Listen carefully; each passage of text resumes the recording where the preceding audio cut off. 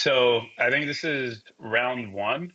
I'm playing against Demir, if I remember correctly. I don't remember if it was. I think it was just classic Demir, like the Kaito, flood pits type stuff. So yeah, I guess we can just get into it. Did you want to look at the list first, or do you want to just like get into it? You'll see it during sideboard. I mean, yeah, we can take a look at the list quickly, I guess, because it might inform some things just to have an idea. Yeah, cool. Let me. We could probably see it during sideboarding. Want to look at the list? Okay, yeah. So this is the list here before I moved cards around. There are four Meticulous Archive, um, Yeah. two Fountain Fort, two Demolition Field, and I think there's four of the Multiversal Passage, if I remember correctly. Oh, yeah, I think there's two Multiversal Passage, and then there's four Restless Anchorage, the Manland. Yep. Okay. So yeah, yeah, it looks pretty normal. I guess it has the Essence Scatter and the Shark Typhoon, and Yeah, looks pretty normal. I guess one Beza. Yeah. yeah. I'm trying to see. Okay, yeah, I have two Overlords here Yeah. in the sideboard. Yeah. It's kind of funny. One Beta, yeah, I have another Beta here. Yeah, Devout Decree takes me back to 2018, I guess, 2019 standard. Yeah, I think, why do I play it? I think it's a nod to Kaito. Yeah, it makes Um, sense. It's a card that used to. I don't know if you played standard back then, but it saw a lot of play in a different. yeah, I remember playing it back then, like a couple of years before the pandemic, right? Sometime around then. Yeah, like 2019, basically. But yeah, we can Yeah, go to the start of the game, I guess. cool. Seen All enough. right. Okay. So playback speed is pretty good. All right. So this is my opening hand. And yeah, I think this feels like a pretty easy keep. Three lands, two interaction spells, and then a Day of Judgment and a win condition, basically. What do you think? Yeah, I mean, if it's a closed deck list, seems hard to ever mulligan it. Maybe, if you're playing the RC, I don't know if it's day two's open deck list or the whole thing's open deck list. That can Hmm. influence your mulligans, but probably not worth going too deep on it. Seems like a pretty straightforward keep, you know. Cool. Yeah. I am curious to dig into. We could do this maybe after the match, like when what kind of considerations, like if this was open deck list, maybe some of the common standard decks, like when this would be a mull. That could be an interesting exercise. Yeah, like the one thing I would say is that it can be going pretty deep in a deck. So like you might not want to do it unless you really like a deck, because like let's say you never plan to play blue white control again, it might not be worth going over, you know, or. But I mean, we can do it, but Yeah. it just mean it's going kind of deep on a deck. Yeah. But yeah, Yeah, we can keep for going. so I need to figure out what deck I want to really like go in on, ahead of the RC. So far I like all the two RCQs that I won and like all of the top 16s. I think I got ninth place in this challenge. It was kind of a bummer. But all with blue white control. Like it's been my most consistent. Played a few hundred games with it so far. So yeah, just for what it's worth, context. This is probably the deck that I'm deepest on, which is probably going to be really embarrassing right now when you see all my misplays. But yeah, Well, I was gonna say it's good to nip the bad standards in the bud. It's like a kid walks up to you and says he's been smoking cigarettes all his life, and you're like, you can stop now. It's not too late. Well, I mean, yeah, we'll see. Well, I was gonna say the thing about blue white, like, it's hard. It's a weird deck to approach on a theoretical framework because yeah, I mean, there's different ways you can look at it. Like almost the more intellect, like almost the better argument to looking at control decks is almost as prison decks because kind of like inherently they have to take bad exchanges. Like so many of the cards like get lost, or I mean, like I just right. mean like from a philosophy, like the way you like macro approach a control deck is like very weird, and you almost need to go deep on it, but it's almost going down a weird rabbit hole. Like if you start strategizing on like like if you start mapping out, like let's say I play a million games with this deck, you know, how's the win rate? Are the interactions going to be good for me? It gets kind of weird, I guess. Yeah, But there are I times can it can see be, that.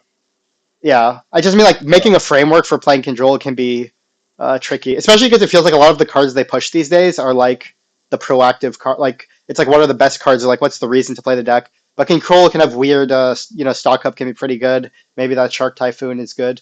It's just like a weird archetype. Like it's hard to like approach from a simple point of view. You almost need to have a complicated point of view for playing the deck in a way.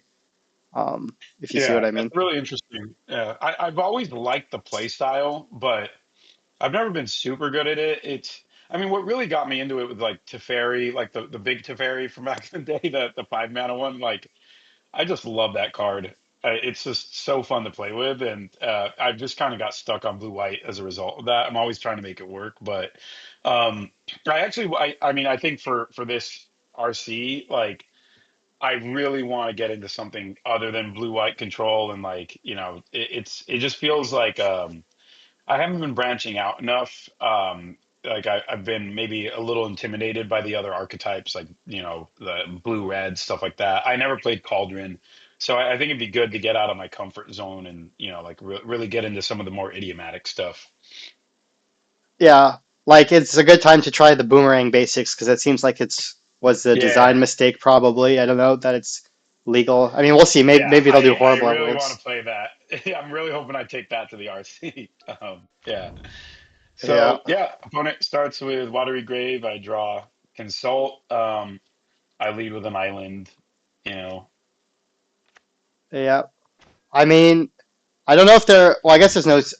Yeah, I mean, it seems fine to lead with Island. I mean, I was gonna say if like if you had like randomly starting town in your deck, then maybe there's a reason to lead with the Flood Farm Verge. But obviously, the island maybe disguises Mm, information.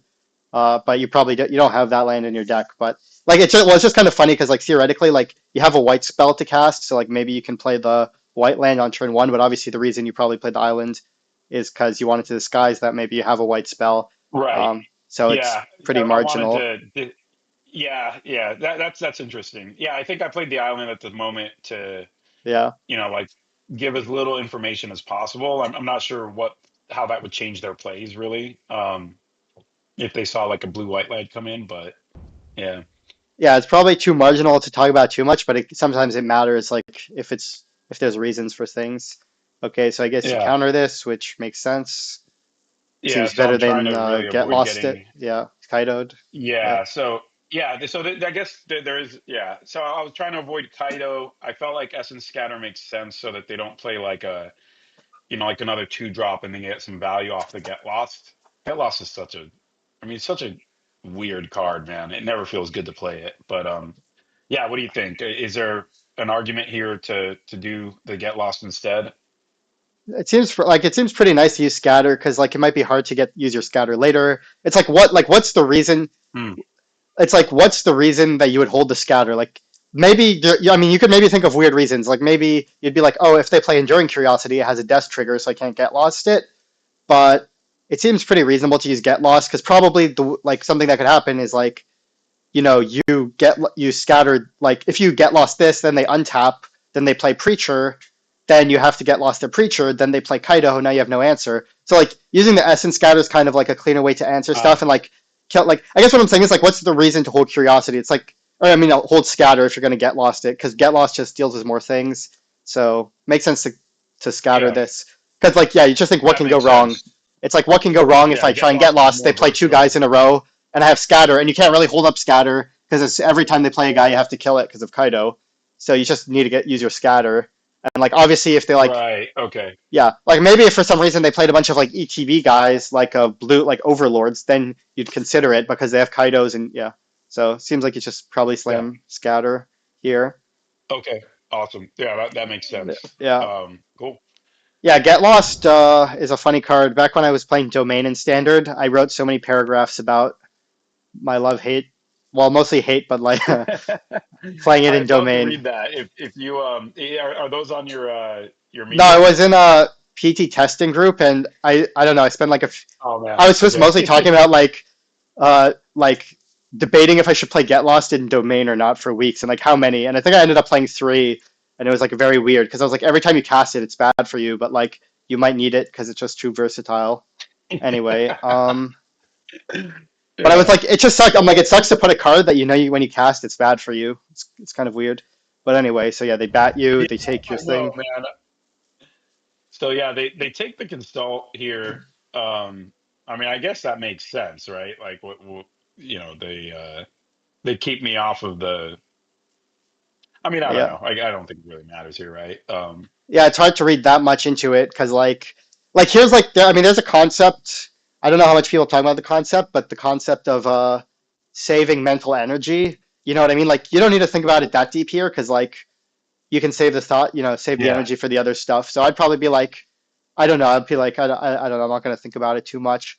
Um, but I mean, the only option here Okay. is do you get lost main phase? Do you not? I mean, it makes sense to get lost main phase. Like, what were you thinking? Were you like, yeah, I'm just going to slam the get lost main phase, or Um, yeah, I mean, as I'm looking, I don't remember what I did. As I'm looking at it here, I feel like Get Lost main phase avoids like I guess like well, I mean, I don't know. Like Get Lost main phase hedges against like they don't have a fourth land drop and Kaido me. And it leaves me with shields down, but I'm not sure what they would do that I would really need to be able to answer with another Get Lost, right? I think what I end up probably doing is like not doing anything and probably play the demolition field. Which is also, we should probably talk about that. Should I just have played the multiversal passage tapped? yeah? I mean, we Um, could talk about this for a second. I mean, I would say regarding the land, personally, I would play the top land because if you like, sometimes it might not seem like one or two life is that much, but two life is 10% of your life. It's like if you're playing Street Fighter and they punch you for 10% because you're quote unquote high. Like it's value. Like gaining life is value. Think about like Kitchen Finks or whatever or Lightning Helix. So I would just play the top land. I don't care about any information. I want to save 10 life. Like yeah. I mean, you can think of it. I mean, I don't know if I need to like go on that much more about it, but you can also say stuff like from your opponent's point of view. Like, what would you rather have if you're the opponent? Have your opponent conceal the information, which is like, how much does it even matter? Because your hand already has so much gas you can spend compared to like, yeah, I mean, maybe you could be like, maybe if you're like Patrick, maybe you could be like, if you're Patrick Chapin, oh, I want to conceal that I can play my Day of Judgment next turn. I just like, and maybe that's some people's play styles, but I'm very like, I like to just get my value where I can get it. I'm kind of like Reed Duke, very simple, yeah, not that big brained. But yeah, you could be a big brain. You could be like, oh, if I, play the demolition field, maybe they'll play into my Day of Judgment. So that's like a reasonable play. So I guess I would say I don't think it's unreasonable to play the demolition field, but I think that you shouldn't undermine, you should realize that you are giving something up. You're giving up two life, which is, life, relevant yeah, versus do you want to like have them extend into your Day of Judgment, which is also relevant. I mean, it's kind of close. So I could see the demolition field being better because it is pretty likely that they yeah. might, play multiple things. But I don't know if you need to go on it too deep. I mean, the thing I would say about like the other option this turn, which is do you get lost or do you pass? The thing is, if you pass, what's the worst thing that can happen to you here? If I pass, Like I if you guess don't get lost the bat, I like are make you? an attack with the bat. Well, yeah, I don't know. If they curve out like they have their fourth land drop, they can get the Kaido down anyway, right? I can't kill it. It's got hexproof. Yeah, but it doesn't deal Um, damage to you, so they don't draw a card. right, yeah. And then I guess the other worst thing that can happen is, yeah, I guess they can play. I was gonna say they could play a.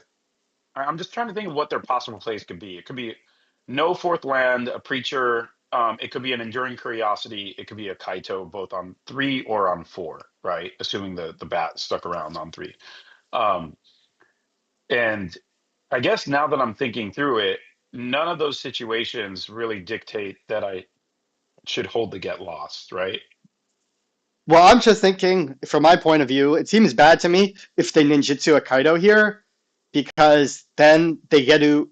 There's like a lot of ways that goes bad for you. Like number one, they ninjutsu a Yeah. Kaido, and it's very different than casting it because them drawing a card is like a pretty big deal. It's not just draw a card; it's surveil two draw a card. So like they ninjutsu the Kaido, then they surveil two draw a card, and now what are your options? You can't get lost it because it's hexproof.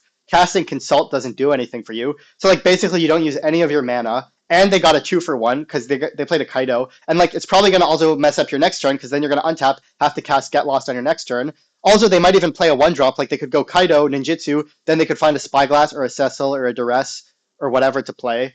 So like, well, basically, like the reason I'm like, I would like the thing to consider is like, what is the trade off? So it's like, if I get lost the bat, like if I don't get lost the bat, what happens that's bad for me? And it's like they ninjutsu a Kaido, and I'm like, that seems kind of bad to me if they ninjutsu a Kaido, because then I can't use any of my Yeah. mana this turn, and they get to do a pretty good play. And it's like, like I feel like them hardcasting a Kaido is like not that effective because then they spent 4 mana. The first time it pluses or zeros doesn't really do anything, and you can just get lost it, and then it's good for you.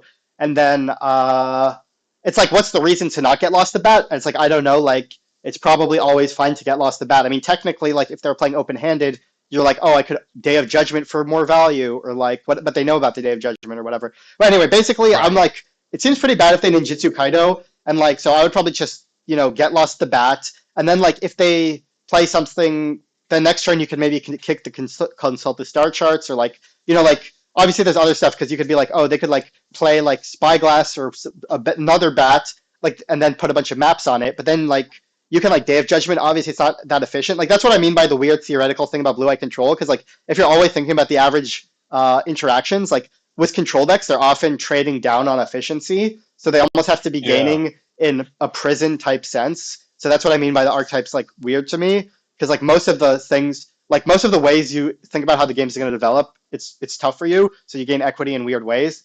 But anyway, so yeah, that's kind of why I would probably get lost it. Because it's like I think it's too bad if they Kaido you. I feel like I guess. Yeah. No, that's a really good analysis. And then as I'm thinking through this, like I also open up myself to what is that? Phantom interference, like just one for oneing, basically negating my get lost. Like that could be another bad outcome. And then they have another follow up 2-drop. Now they got 2 creatures, right? Well, I guess that would be bad for them because of Day of Judgment. So, but yeah, I guess Kaido Ninjutsu, it really does seem like the worst thing that can Yeah, happen here. I mean, I So guess like, yeah, I definitely misplayed here. I mean, a good way to put it is like whatever line you play, whatever line you do, something bad can always happen. So like you can say, oh, if I get lost the bat, there's bad things that can happen, like there's things that can punish me. But I think like it's too easy for them to simply ninjutsu a Kaido, and that's already bad for you. That I don't care about whatever other Yeah, situations that they're like, oh, what if they play a Spyglass and they crack 3 maps? And I'm like, okay, that's fine. Like obviously it's awkward for me, but it's like you can't win 100. Like it's fine. It's whatever. Maybe yeah. I'll get then I can kick my The consult the star charts next turn or whatever. So yeah. Yeah, that makes a lot of sense. In the case that so let's say they attack with a bat and I cast Get Lost on it while it's attacking. Are they able to ninjutsu before going to block phase, or like I I don't think forget they the can ninjutsu ninjutsu mechanic here. until I don't think they can ninjutsu until block phase, but I would say I'm only 99% sure. But yeah, I'm pretty sure it has to be in Got the it. block Okay. phase. Uh, Okay. All right. That's interesting. I'm not sure Okay. though. I All would right. ask a So judge. uh, so yeah, I'll look it up. So it looks like I do it before combat because I was afraid yeah, of like I didn't know the ninjutsu mechanic. Probably should makes have looked it up. sense. They Yeah, play a naked Tidebinder. yeah. To get the Um, map, it looks like yeah. So they can map it main phase, yeah, and they and this figure has to to try. be like they're baiting out the get lost, right? Well, you don't have to like it's a bit different because now you have other options. Because last turn, the only play you could make was get lost. Like now you can kick consult the star charts if you want to. You can uh you can cast Day of Judgment if you want to. Their guy's kind of big. But like if they Kaido the also like if they Kaido the Tidebinder, it's like a little bit worse probably for them than the bat because the Tidebinder 3 mana and they already invested a map token in the bat in this Tidebinder. So it's almost like whatever in a way. Um I mean, this is definitely kind of a tricky turn. I mean, I guess you have like 3 main options. It's like you can cast Day of Judgment, you can kick the star charts, you can cast Consult plus star charts. You can, yeah. What were you thinking? Were you thinking there's like any easy line? Were you like, I'm just gonna main Um, phase the Consult, or were yeah. you, So I have a really bad habit of following like a bad heuristic with this deck, where I almost always try to pass with my lands untapped. And so what I was probably thinking is like autopilot, just pass doing nothing, and then get lost the Tidebinder in response to the map token, or something like that. And then that's not very mana efficient. Like, yeah, and then yeah, the Day of Judgment doesn't cleanly answer everything, right? Maybe that would have been the best play here. Like, get the Day of Judgment out of my hand, put them in a position where the Tidebinder's gone, insulate myself from another ninjutsu situation, and basically hope they don't have anything too crazy and set myself up for like a get lost and something else next turn, or just slam Elspeth. Um, what I guess let me go through like what would be the biggest punish there if I Day of Judgment. Um, I mean, maybe they could go like play a preacher and play a Cecil. You know, they could. yeah, It's not that mana efficient for you, so like they could, you know, I mean, mostly it's like if they play like a preacher and then I mean, I'm trying to think. I mean, it does get rid of your Day of Judgment, so they could play multiple guys. Like they could go like Deep Cavern Bat, take your Get Lost, then play a yeah, Spyglass, put a map on it. But you are in a spot where next turn you can cast your Elspeth, which is kind of nice for you in a way. Um, but yeah, I guess it's yeah. not crazy. Yeah, a few Day of Judgment this. I'm just thinking, so they do that. Um, yeah, people. I don't know how many like if people don't play that like duress that much in this deck. I guess I'd have to see what the stock lists have. I guess. But Probably not main board at least. Yeah, I'm not sure if I'm gonna pull or it like up, but cards like Spell maybe some of the Pierce. sideboard. But I guess yeah, you could be like, okay, Yeah, if I Day spell of pierce for Judgment, sure. what goes wrong? And it's like, okay, that could open the floodgates. Like imagine if they go like double Spyglass. I mean, they didn't play one on turn one, so they're maybe less likely, but they could go like Cecil Spyglass that they've drawn. But then it's kind of weird because it's like, okay, maybe they do that, but then you cast Elspeth, but then like what if they counter your Elspeth? But it's like they don't play that many counters. But I guess the other question is like, how Yeah. badly do you need to remove this Tidebinder? Or another question you could ask rather, because like one thing is like you can go down these really deep rabbit holes, but you can also be like, you can try and simplify it by just being like, is there a punish to doing another line? Like, let's say your line this turn is kick to consult the star charts. It's like, what goes wrong if you do that? Um, you know what I mean? Like, Mm, what, yeah. like, how, like, I guess that's, I mean, that is a really important concept in Magic in general, but also in control decks is a threat assessment. Like, it's not a given how threatening your opponent's card is, and part of like playing well is really being like, how threatening is their card really, and when do I need to deal with it? Like a good example, this is what like playing Legacy Delver really taught one, because like you can imagine, I don't know if you ever played Delver in Legacy like 10 years ago, but I have not. it was like a pure example of that because like you had Force of Will and whatever, so it would be like turn one, and your opponent plays like a Wild Nacatl, and you'd have to be like, oh, should I Yeah. force it or not? Like you're doing this, like you really have to think about like what do you want to fight over with Force of Will. Like when you have 0 mana counter spells, you really need to think what do I want to fight over, and you become really so you start really thinking like what can I afford to ignore? Because like if your opponent plays like a Tarmogoyf and you Force of Will it, and then they play like a Knight of the Reliquary and you lose to it. But then, I guess what I'm saying is like I'm trying to think of a good way to say it, but it's I'm trying to like it's good to be like conscious of like okay, if my opponent plays a threat, like assessing it at the right level. Like let me try and think of a good way because I know there's like a better way to say this. Like Mhm. it's kind of like another way to think of it. I mean, this might be a weird analogy, but it's kind of like if you're anxious about something, like let's say, you want to ask your boss for like a promotion, but you're too nervous, he'll be mad at you if you ask him. But maybe in the reality of the situation is he doesn't even care at all. Like that your threat assessment is off.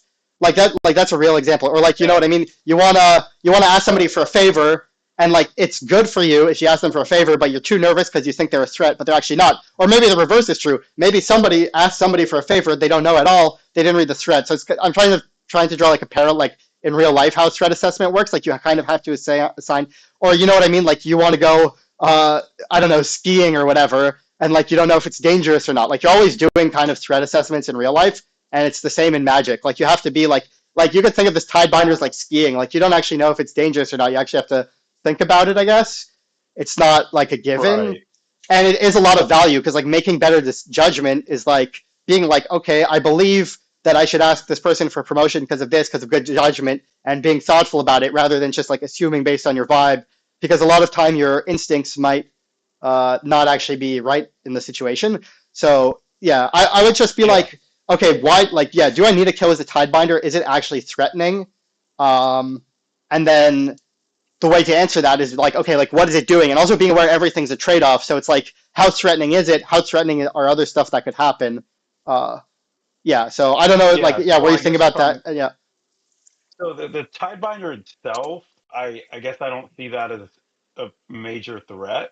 You know, I'm still at 20 life. You know, it does give him like a map target, but a ninjutsu, like if I tap out for consult, a ninjutsu kaito gives him back the Tidebinder, which has utility.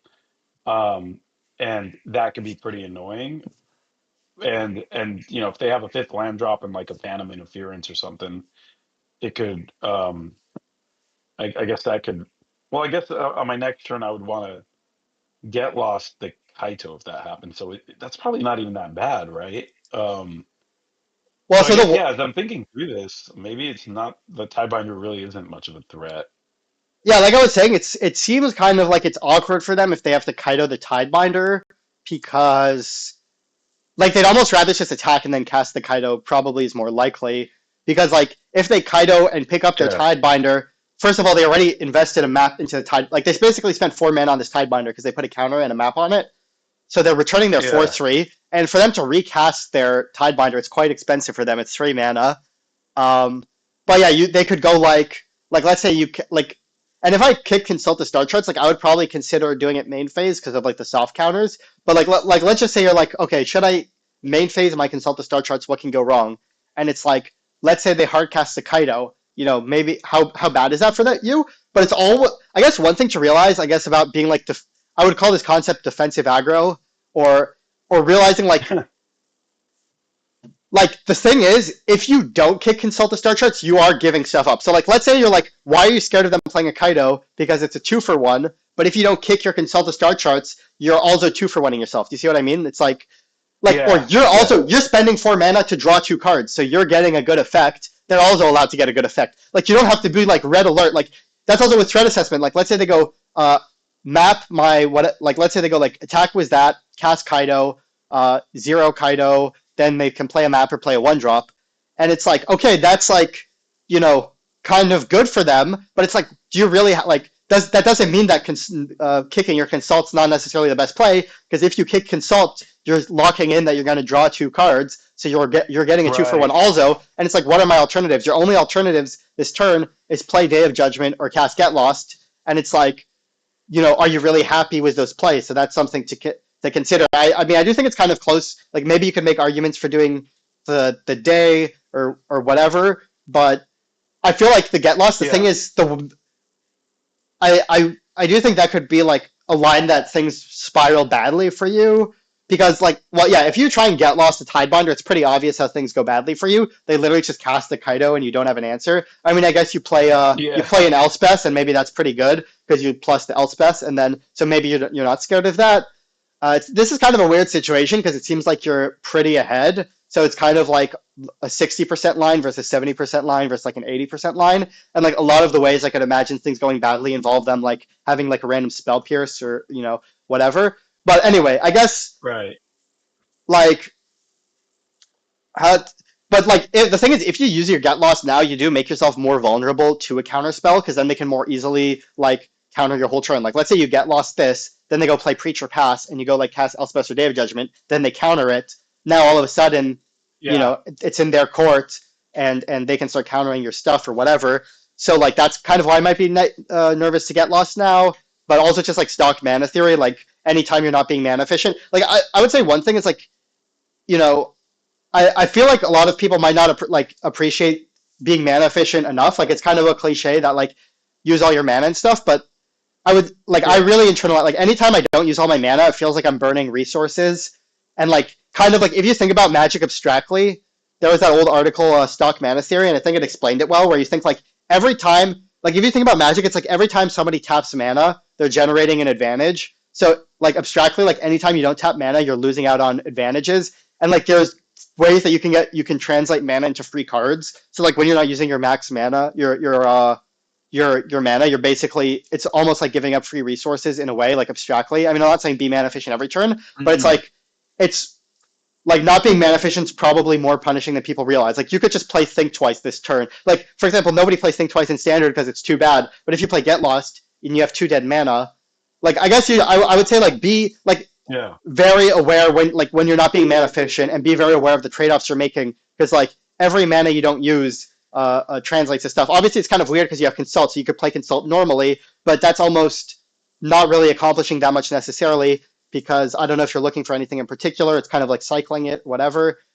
Um, but anyway, I guess like that's why I just Yeah. intuitively I'm kind of sketchy on the get lost line because I feel like being mana inefficient, it's like it's very easy for things to spiral badly. Because now basically what you're saying when you're being mana efficient is like you're just gonna have a turn where you're spending two mana, and then if your opponent's mana efficient, it's just gonna be bad for you. Not to like try and oversimplify it too much.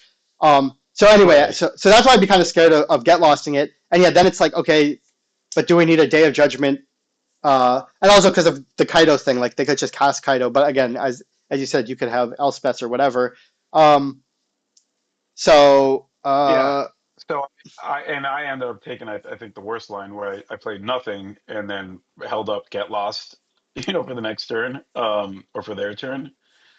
So, and yeah, I don't know what was going on through my head. Maybe I thought like, oh, I can, hold up consult as an option. Um, yeah. but I mean, yeah, I here guess they're just gonna go I would straight to say like really attack. quickly, like the way you can think things through, and like you can almost be like, what's the worst possible thing they can do, and how bad is that? Because like let's say you main phase the consult, and you're like, okay, now my opponent can play Enduring Curiosity and draw a card, but it's like, oh, maybe that's not that bad because I have Day of Hmm. Judgment, and I got to lock in my consult, which got me a card too. So like I guess like that's one way. Like if you're Yeah. like if you're thinking about tapping out, just think like what's the worst thing they can do, and if it's not that bad, then maybe it's fine to tap out. And it's like, what am I giving up by passing? Like it's not crazy to pass because like for example, you like what do you gain by passing? Like let's say you want to consult. If you do it on the end of turn, you might have more information, but you also open yourself up to getting Phantom Interference or something, which seems like it Right. could go badly. Um, so yeah, Yeah. No, but that's a obviously really good point. it's Yeah. obviously kind of tricky because maybe if they Phantom your Consult, then you can resolve your Elspeth, and maybe that's good for you. But as you saw, they have Bitter Triumph, so like maybe if they have Shieldred's Edict, they can edict your Elspeth, then it goes bad for you again. So, like, yeah. Yeah. Actually, that is interesting because they surveilled this or whatever from the map, right? So I think we can assume that they have at least another one in hand, maybe. Well, I would say not necessarily because, like, you're playing against Blue White Control, you see a removal spell, they're probably like, not trying to fight over your Elspeth that much because you only have like two, I Mhm. guess, Okay. probably. So like Yeah. I wouldn't be like they're probably just like I need to end the game quickly. My opponent has card advantage. I just need to find threats. So I don't know if it's that much of a signal, but it That might at makes least sense. Yeah. like they might be like I can't beat Elspeth anyway. You know what I mean? Like I'm not gonna beat it by killing it, but maybe it's maybe you could read into it a little bit. But anyway um yeah Yeah. so anyway that's just with the consulting. Like again it goes back to just like what goes bad. It's like what goes bad if I do this, what goes bad if I do that. But Yeah. yeah And then, so yeah, here I think I just do the absolute worst. Yeah. I mean, just as we talk this through, this is like the worst line, right? Like before combat, get yeah, I feel lost. like it's the worst, and it's like, but it's also because I don't believe casting consult for two mana accomplishes a lot, and that's why I believe it's not. Because it's kind of Right. weird to say it's not mana efficient, because even though you're cycling the consult, but it's like I don't feel like it's cycling the consult's that good of a play here. But yeah, so So I they wonder, do I even play it here? Or do I just like not use my mana? honestly, if Yeah, it I don't was even play me, it. I could see holding it because like you're probably more likely. Yeah, it seems fine to hold it, and then I assume you probably just slam Elspeth here, I guess, because you have a good opportunity to resolve it. You could force them to have edict, Yeah. I guess. Yeah, so here I think yeah, it's just this Elspeth, and then I have the Seam Rip for the follow-on turn. For the Cecil, like I don't even have a reason to play Day. Here I'm taking the 2 damage that I could have avoided on the multiversal. Um, yeah, Yeah, I mean, maybe you could make some argument to going like Seamrip plus Consult, but it seems fine to Elspeth because like they probably only play one or two edicts, so like you basically force them to have it, or else they are in a tough spot. I mean, they could have a second Tidebind or two, but anyway, it seems fine to resolve the five yeah, drop, I guess. Like, can't be that bad. Like, you could maybe Seamrip plus Consult, but it seems, fine to get Elspeth down, force Yeah. them So to Edict.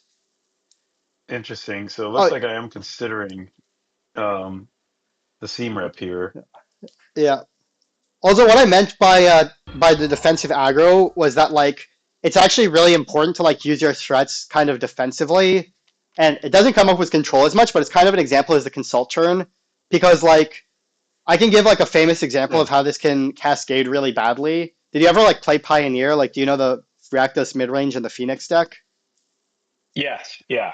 Yeah, so like this is an example of what I mean by defensive aggro. So like let's say you're playing Phoenix back when it played Ledger Shredder and you're playing against Rakdos midrange and it's turn two and you're deciding should I play my Ledger Shredder or not? There's times when it was actually like really Yeah. important to play it because it forced your opponent to like playing threats can force your opponent to have to interact with your threats, which means they can't develop. So like if you play Ledger Shredder, like let's say your opponent goes turn two Blood Tides Harvester and it's your turn two and you have the option to play Shredder and a noob might be like, I don't want to play Shredder because they're Rakdos, so they have Fatal Push, so it's bad against them. But the thing is, Yeah. what do they want to play on turn three? They want to play Fable of the Mirror Breaker or Graveyard Trespasser, right? Or whatever. Right. So like Right. Yeah. if you play Ledger Shredder, now you mean from their position, if they want to Fatal Push your guy, then they can't play a three drop. So playing your Ledger, it's like it's an aggressive play, but it's defensive because it means, oh, if you want to play a three drop, I get on top with my Ledger Shredder. And it's actually a pretty big disaster because if you just don't play Ledger Shredder, Yeah. now they can play the three drop, and now you have a Ledger in hand, and it's like the time is gone for it or whatever, and it's Very actually interesting. it's horrible. And this is like really really important and constructed because like you don't have the luxury to have whatever you want. A lot of times to deal with your opponent's threats, you have to be like, what threat do I need to play to like make it so they have to react. Like a good example also is like in Domain and Standard was like I noticed when I played the Emberheart Challenger at first, I was like, oh, this is my best mouse, so I should be holding onto it until the last moment. And I was playing against Domain, testing against Domain, and I realized that if I was too slow, then what would happen is he could just cast the Overlords or the Zers, and then it would be bad for me. But if I played Emberheart Challenger, it meant that he would have to spend his turn killing it, so he couldn't suspend Overlord on turn three. That's like you're kind of manipulating what they can do. Like if you do the most aggressive option, it means that they have to take time to respond, which can be good for you. So that's kind of like what I was getting. I was Consult or with Elspeth. Like by playing it, that's one thing you're getting. You're making your opponent interact with your threat, which makes it harder for them to develop, which is like pretty important to like do properly. Because like if you don't do that, then you just have so much less leeway to deal with situations like the Fable or whatever. Yeah. That makes a lot of sense here because I mean yeah. I guess they would spend probably 2 mana. Taking out the Elspeth. Um, and I mean depending on whether or not they have another land drop. I mean that could keep them off of a Curiosity. Um, I will be able to block the Cecil pretty much no matter what. So that could also keep them off of ninjutsu. Um, yeah, I see that. That makes a lot of sense. That's really interesting. So you kind of keep them off curve, right? And that buys you another turn, or they could play two curve, but then you have a threat now, and you pull ahead. Very interesting. Yeah, it can vary like this. It's like something that's like more important with like aggressive decks. Like that's like being a good aggressive deck player is like really knowing how to sequence your threats to squeeze your opponent. But like I wouldn't say like, oh, you have to play Elspeth because of that concept. But I would say like that's one thing to consider about Elspeth is that it does Right. mean your opponent like it's like if they do have, like if they have Edict face up, it might be a bad play or awkward play. But I'm almost seeing it more as like the reward is like if they don't have Edict, you just win the game for free basically, and they probably only have one and a Yeah. half edicts on average. So like you have a decent chance to win the game for free. And also obviously the other play's fine where you go like Seamrip Consult, but it's like the Elspeth is hard to resolve. Like obviously if they have like I see it more as like a calculated risk. Like yeah, if they have the Edict, maybe it's Yeah. not great for you, but it's not that bad either. So yeah. Yeah. Awesome. Cool. Yeah. So So I can keep going, yeah. So yeah, you plus moving it. on. Yeah. Get the tokens. They do have another land drop, Yeah, they have and the they do have triumph. the. Yep. Yeah. So here, I think it's a pretty clear block, right? Save myself some life. Yeah, I guess it's a They go reasonable to. block because like if they Kaido or Cat, I mean, it's not 100% obvious, but I guess it's like it's pretty reasonable to block. Like you're getting decent value out of your 1/1 here. Like they can't Yeah. use Kaido, Basically, they like can't. I mean, the same Yeah, kind of the problem ninjutsu, they is, draw a card off curiosity.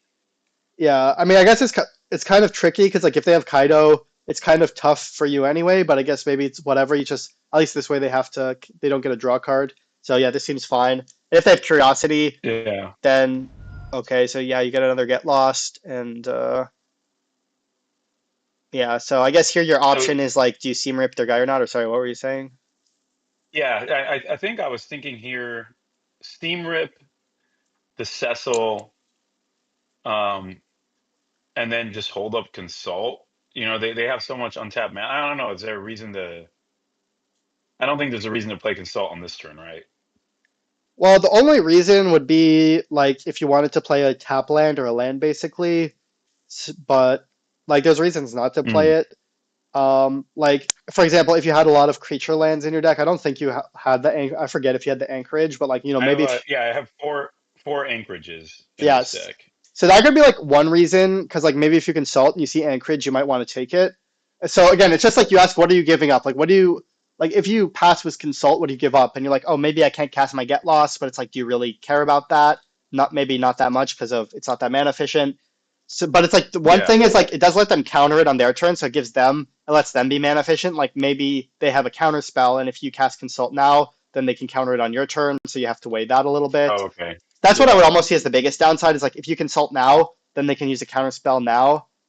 Whereas like if you wait, maybe they'll like cast curiosity, then maybe you can consult in response to the curiosity. But I guess it's like what do you accomplish by playing consult now? It's like, yeah, maybe you can play restless anchorage, and obviously it would be valuable to get that in play, now or whatever.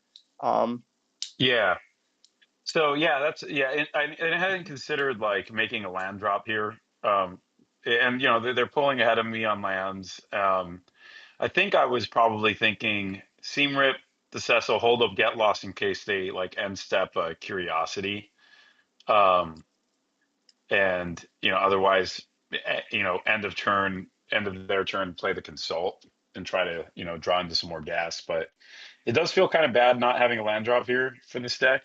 Um, but yeah, I don't know. I think Curiosity was the thing that was really on my mind. like the reason I might not be that concerned about like the curiosity is that like you have a soldier token, so you got to block the cat one time. So like they could use a removal on your soldier, but it's not like that's Mm, that scary. But like even if they draw a card, it's the same thing. It's like if you kick consult, you also got to draw a card because like if you get lost their thing and then just cast consult for two yeah, mana, then you're just losing a card anyway. So you're kind of always giving up a card if you don't kick consult. And it's like they only got to draw one yeah, card with the yeah. That's cat, so very it's like fair. I don't know if I'm freaking out that much. I mean, obviously if they go end step cat, untap, play another cat, then they draw two cards. You have Day of Judgment, but like maybe they have Counterspell, but like if you found a tap land, then you can at least pay two. Obviously, it could get dicey if they resolve a bunch of cats and start drawing cards, but it's also like it's if they play cat and then you get lost it, it's not even like that amazing for you the situation because then you're in another situation where they have the cat enchantment in play. You have a Day of Judgment that might be kind of hard to use, and like you're you know. So I guess what I'm saying is like it's not like that. Like it's not like it's not necessarily that amazing to get lost the cat because you have the soldier to block it. You already get a draw card. Yeah, if you Yeah, kick the consult and getting that anchorage in play could be good for you because like maybe the turn after like because it can help you pay for a quench, like pay for the mana leak later or like having the 2/3 like if they use a removal on your 1/1 then now you have the 2/3 in play so then they might not have more removal and then it blocks some of their guys decently. Um, yeah. yeah. It's a really good point. Yeah, yeah, and like 6 mana with this deck. I mean, 7 mana is kind of the sweet spot. I think. Like you get to like most of like the good cards are a combination of like 5 and 2 or 4 and 3, and so that does make a lot of sense. But as always, I made the Oh, yeah. oh So yes, yeah. So they the have they have the time binder here, which sucked. yeah. Well, I guess now you could maybe you consider Day of Judgmenting. I guess Yeah, I think I did. They were telling. I mean, they have a. Yeah, I went straight for the Day of Judgment. because like They if have an they have Spell untapped Pierce, land, you but I kind don't of think get I play wrecked. again around. Yeah, so do I play around Spell Pierce here? You think or Well, I feel like if they have Spell Pierce, I mean, I probably wouldn't because the thing is too many. Like, yes, if they have face of Spell Pierce, then you probably shouldn't cast Day of Judgment. But the thing is, you're not like the way I would frame it is you're not like, are you ahead enough to play around Spell Pierce? Okay, because the problem is if you try and do something else, so many things can go badly for you. Like let's say you try and Yeah. kick Consult, they could literally just go Kaido, then they get to play Kaido and draw their card because they dealt damage to you, or they get to play Cat and draw a card. So like I feel like too many things go, but like by playing around Spell Pierce, you make their other cards better. The other cards being Kaido and Curiosity. They literally play more copies of Kaido and Curiosity, and like so that's probably why I would play Day of Judgment. I'm trying to make their other cards worse. I'm trying to make their Kaidos and their Curiosities worse. That's why I would Right. Okay. cast Day of Judgment. Although I mean, it is worth noting they know about Day of Judgment, but I guess that doesn't really change anything that much probably. Just in terms of like Yeah. So cat, but yeah, so that's basically my logic. I It's think like that those are the yeah, that makes sense. I think those are the exact two cards that were on my mind here, and I felt like I don't play around Spell Pierce here, and it's Kaido and Curiosity that like really screw me up in this position. So I was like, yeah, I'm just gonna run out the yeah. day. Yeah, like a question to ask is like if I play around like it's like if I play around one card, what are the other cards I'm playing into so that you're aware of like the trade-offs you're making. So yeah, they play Mm, Spyglass, yeah. Siren. Yeah, maybe they should maybe they have that Shark Typhoon. That would be good against you. Good. You know. So Yeah, yeah, I hadn't considered that actually. Yeah, yeah, that would be good here. So I don't know, do you like slam main phase the consult? I don't know if you have any sorceries to play, or are you like or I guess you can wait because like if they play yeah, cat you can no moralize it or yeah. So I don't think there's anything on two that I would be able to play here. So I think I passed and then yeah. figured I'll just Well, did you think about play the upkeeping it? consult in response to something. Did Sorry, you cons what was did you that? think about playing it on their upkeep? Oh, I had not thought of that. So that before they draw and then So that they're yeah, less that's likely pretty to like good. have two counter spells or like have a counter spell that hits it. I mean, it Yeah, probably is the right play because that you're would have been probably pretty always going to good. kick the consult, and like if they don't do anything on their upkeep, like the information of like is probably like you could say, what are you giving up? It's like, well, what if they like cast a Kaido and maybe you have a negate, and it's like now I know to get a negate or a Essence Scouter, I guess. But the blowout of them like finding a counter spell is like also pretty bad. I don't know. I guess it's kind of close, but I would definitely consider it.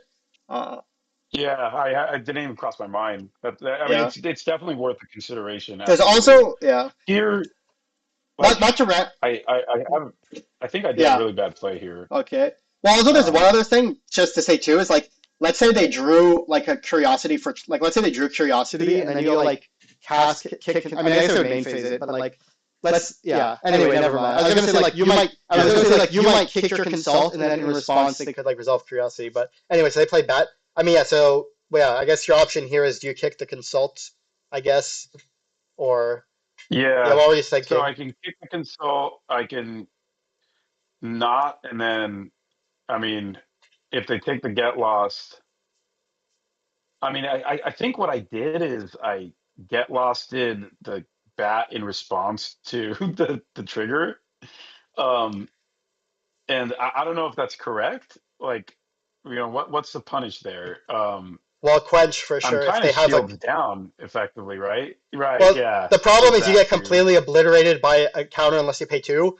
So like that's why I feel like you kind of in this situation, like the problem is yeah, if you play Get Lost, first they're like it looks like you're kind of ahead. Like if you resolve this consult, it looks pretty good. Like yeah, it's just so bad if they counter your consult that's why I would just do it. Because like imagine if they Yeah, Phantom Interference counter your consult, it's like you just lose the game. Whereas like if this resolves, what you yeah. just draw two, you draw like a Okay, stock up. Yeah, so you do this. yeah. So I Yeah, did it first. Okay, so that's good. so you'll see. Yeah, what you see, I guess. Off this, they're probably raging or something. That you have it all. I don't know. Okay. Uh, yeah. So I guess here you have a So small choice. I guess. Yeah. I think I was thinking I wanted to chain another consult, and there's a ride's end, and the the anchorage. I mean, there's actually merit to kind of all of these, right? Like, I don't know about the three steps. Well, three steps is like the most value play because like three steps is like can make the game kind of hard for like gives you a lot of value because like you can use it as a cantrip, you can use it as the 5 mana mode maybe. Like I could the thing is how are you going to get Hmm. value from your ride's end because like their guys are kind of crappy. Um, Yeah. Right. so I don't know. It's probably like you could just be like, okay, do I want to take like it's like okay, yeah, taking consult seems pretty reasonable. It's basically demonic tutor even on 2 mana, and then it's like yeah, maybe don't take the lands. Maybe you're just like yeah, maybe it's better to take a spell like Horizons or 3 steps because maybe you're like okay, I'm gonna like let's say I get lost the bat, then they put the maps on the spyglass. Maybe I want to Rise on the spyglass. It's like what can happen that's like it's like, am I more concerned of like exiling a creature or like would I rather get more value with 3 steps? Maybe because you have consult, you can take Ride's End, but it's like what can go wrong? Let's say they have a, I mean, I don't know if it's possible for them to have a duress based on what's been happening, but like let's say you take consult plus Ride's End and then they cast like a duress and then they like duress your consult and then like your hand Yeah, is one that would Ride's End. suck. So like, or like, yes, that would be like a reason to take Ride's End if you're scared they have duress or like you need the value. And taking Ride's End would be like, oh, I need to stay alive. It, yeah, I don't know if it's like possible at all for them to have a discard spell or like another deep cavern bat. Like you could imagine you take consult plus Ride's End and then they like play a second bat and then like whatever. But yeah, I don't know. Yeah. Yeah, I hadn't considered like yeah, this is another good example of where I'm not considering, like what could go wrong. I think my thought process was I want the Ride's End. I don't remember exactly either to exile, maybe down the line, a curiosity, or to exile the spyglass when it attacks to avoid another like Kaito ninjutsu type situation. It's probably something along those lines is what I think I was thinking about. But I hadn't considered like another duress effect or something like that, which would have been pretty brutal. yeah, like part of the problem is like if they have Kaido this turn and you take Ride's End, the Ride's End's pretty bad because it can't answer the Kaido anymore. I mean, I don't know like based on the way they've been playing if it's like if they had an opportunity to play Kaido or whatever, but I guess what I'm saying is like if you take Consult plus Ride's End, I guess maybe and then they like go play like I don't know. I guess it's kind of tricky, but anyway, I guess we could keep going. It's kind Yeah. of close between the spells. I mean, you just think like, what are the reasons to take 3 steps? What are the reasons to take Ride's End? Uh, you know, Yeah. and then yeah, you probably just take 2 cards, and then yeah, get losting the bat was the trigger. Seems like reasonable because it's like mana efficient. Uh, I was considering the fountain port for a second, but I yeah, realized like these are liars. yeah. I guess it's an Not option. gonna do Yeah, much. you have the option if you can get lost the bat now or wait for it to happen. I don't know. Do you want to talk about that at all? Like, did you have any thoughts? Do you think it's like obvious or like, Yeah. So I thought I did that. I guess I didn't. Yeah. So I can get lost the bat, and then it kind of. So I mean, what happens if I do that? So on one hand, like I open myself up to removal, or not removal, countering, counter spells. Um, I I'm trying to think about why I ultimately didn't do it. well, it's like what are the part like if Uh, they you give them the maps so then they can crack the maps right away, or the counter spell yeah, I guess would be the big two, or maybe you were like, now what if they play a Kaido? I don't have an answer anymore, so whatever. yeah. Those are the reasons. Yeah, Kaido was another one. Yeah, I think I did think about that. I think I was really tunnel visioned actually on rides ending the siren, to avoid like maybe a curiosity or Kaido play. And Yeah, it I mean, seems. I'm not sure if that's really the right play. I mean, yeah. I mean, I guess the way like that because like the way I play, like I'm subconsciously so addicted to mana efficiency. Like the reason I think about the get lost play is that's like the most mana efficient play because like let's say they bat you, you let it resolve, they take get lost, then there's a good chance that you can't use mana this turn, and then Yeah, that's what I'm thinking about because I'm like, okay, what happens if I let this resolve? They take get lost, then they don't attack with the spyglass, or maybe they do and I rides end it, and it's like what? It's not even like it's that good or whatever. Um, but right. but it's like they have the option. I mean, whatever. So they have the option to deny my mana, and I'm like, oh, I don't want them to deny my mana. But it's like, what do I give up by get losting it? Because you also might be giving stuff up. And as you're saying, maybe if you get lost it, then you can like you let them use the map, and like maybe letting them use the map is is can be annoying because it sets up their draw or whatever. But I guess the main question here is like, do you value the mana efficiency of getting to lock in that you can get lost the bat, or do you want the flexibility to hold the get lost? Like that's basically the question here. And like also Yeah, obviously they could counter your get lost, but that's not like the counter spell is like probably still going to be live because you have a consult. You're probably going to be tied on mana anyway, And like if they have again, like if they trade their get like if they trade the counter with your get lost, then like at least they're using their counter. You're not giving them maps. Whatever. Obviously they got to make a 2/2 flyer. It's kind of annoying, but Yeah, I like think I would almost be okay with that, right? Like if they, get yeah, lost and then it gets countered, yeah. get it out of their hand. The consult's a little bit more insulated, hopefully. I Yeah, guess I mean yeah.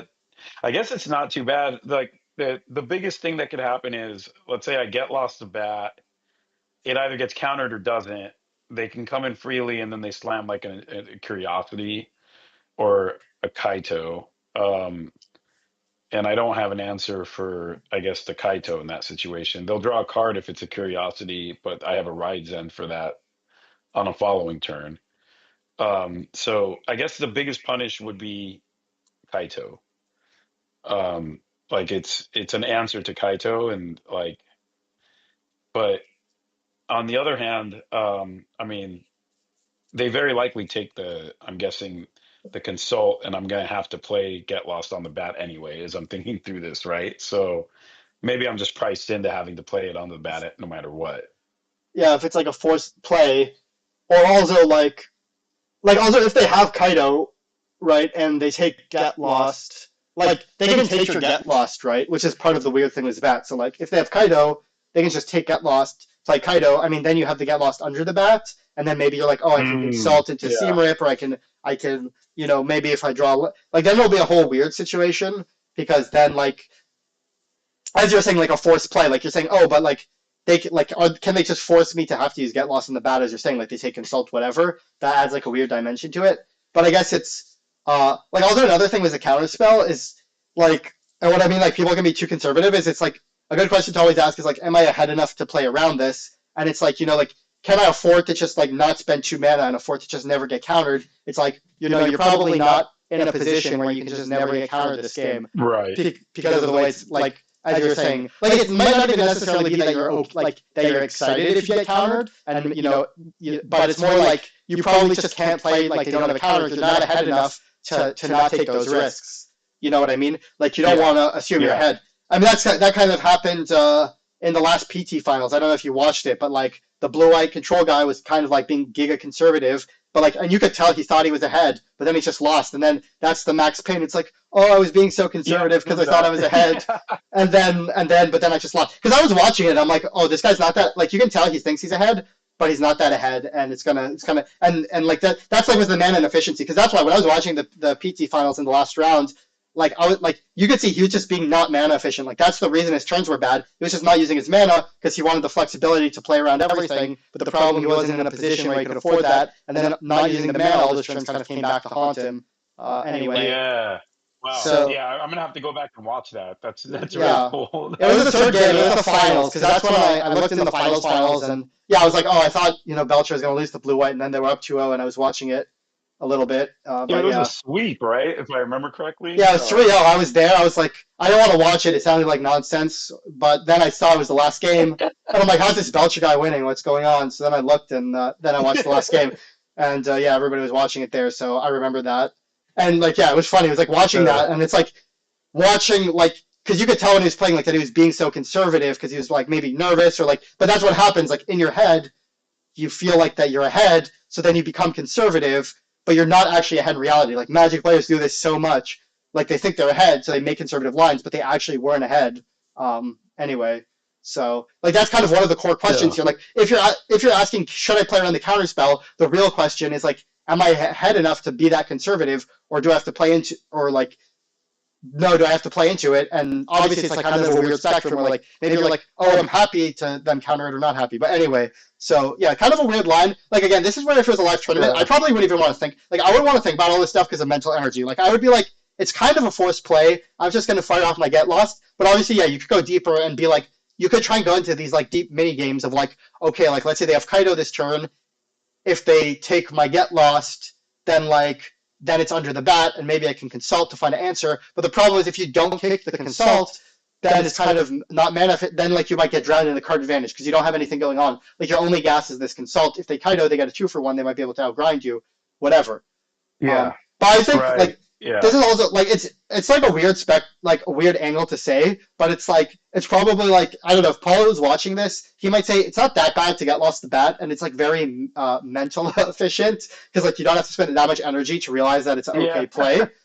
But like again, yeah, you couldn't consider the downside, which is like, oh, but then they got to use the maps. Maybe that's a lazy like this might be like a weird thing to say, but it's like maybe get lost in the bat is good because it takes low effort and it's a fine play, but maybe it's not the best play because when you go down the rabbit hole, it's like you're like, okay, how much do I value giving them clues on the main phase? How much do I value the mana? Like it's kind of hard to weigh. Oh, how much do I value the mana efficiency of using my get lost? But it's like reducing it into the simplest questions of Yeah. like what are the pros and cons of doing it. It's like what's the downside of not using get lost? Essentially, you might not use your 2 mana. What's the upside of doing it? You got to use your 2 mana, right?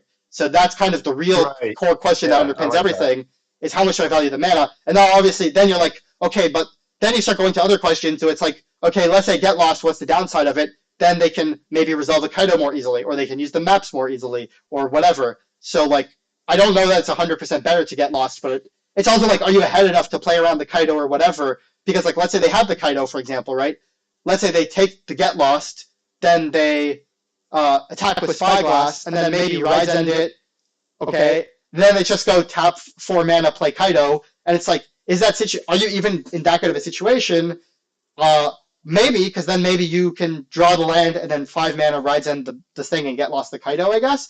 But like then they got to set up another surveil. I guess it goes down like a really deep rabbit hole. So it's like kind of hard Yeah. to be like the objectively deep best play. But I guess what I'm trying to say is like if they have Kaido, like it's like when you're trying to be conservative and playing around Kaido, it's like how much are you really effectively playing around the Kaido by like holding the get lost or whatever. But I don't know. I think it's reasonable to hold it. It does. Yeah, I think it's reasonable. Again, it's just like the big thing is the mana efficiency, and then it's like how much am I giving up to be mana efficient? Because like if I use the get lost on the bat, maybe it opens up thinking curiosity me. So I do think it's kind of close because you're doing a big trade off either way. Like if you try and be mana efficient, you might open yourself up more to Kaido and whatever. And if you're not, but also there's another thing where you could be like, did they have any chance to play Kaido this game before? Because maybe the way they've been playing the game, they would have played it before if they could, but maybe they didn't. Right. I wasn't paying enough attention to that. Same with curiosity. But anyway, I that's think there was a prior turn where like very clearly it was the one where they played Cecil, if I remember correctly. Where it's like I think they would have slammed the Kaido in that position. I don't know. Maybe they were. I don't remember if I had untapped lands actually. Maybe they were playing around, No More Lies or something.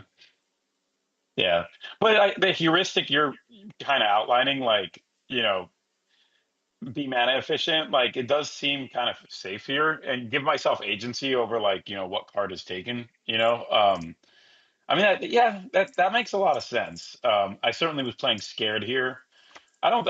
Yeah, and they took the consult, which was interesting. I wonder if this. Yeah, so here I'm gonna ride Zen. well, I would say this was This is almost right. Yeah, I was gonna say Rides ending the bat. yeah. Almost Rides ending this is kind of interesting because it almost plays into uh, the counterspell the most because if you Right. I was thinking that right now. yeah, like if you rise on this and then they let it, they could be like, okay, resolves. Then you go get lost the bat and then kick her the consult and then they counter it. But again, it's kind of weird because it's a lot. It's a lot of webs of Yeah. what could happen. But that is worth noting, I guess. It's just kind of funny.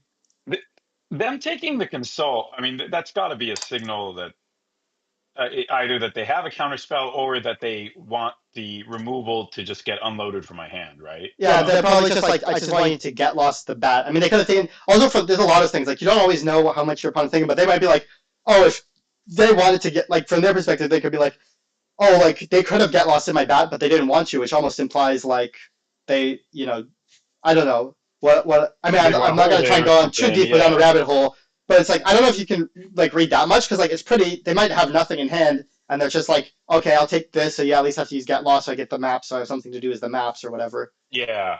That makes a lot of sense. Yeah. So anyway, so they do So yeah, this. Yeah, I do the rides in, untap, draw the surveil land. Let's see what's on top. yeah. Elspeth is on It's top, I guess.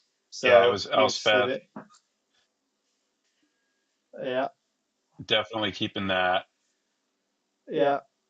And then I guess you So can I'm pass. yeah. So I'm passing here.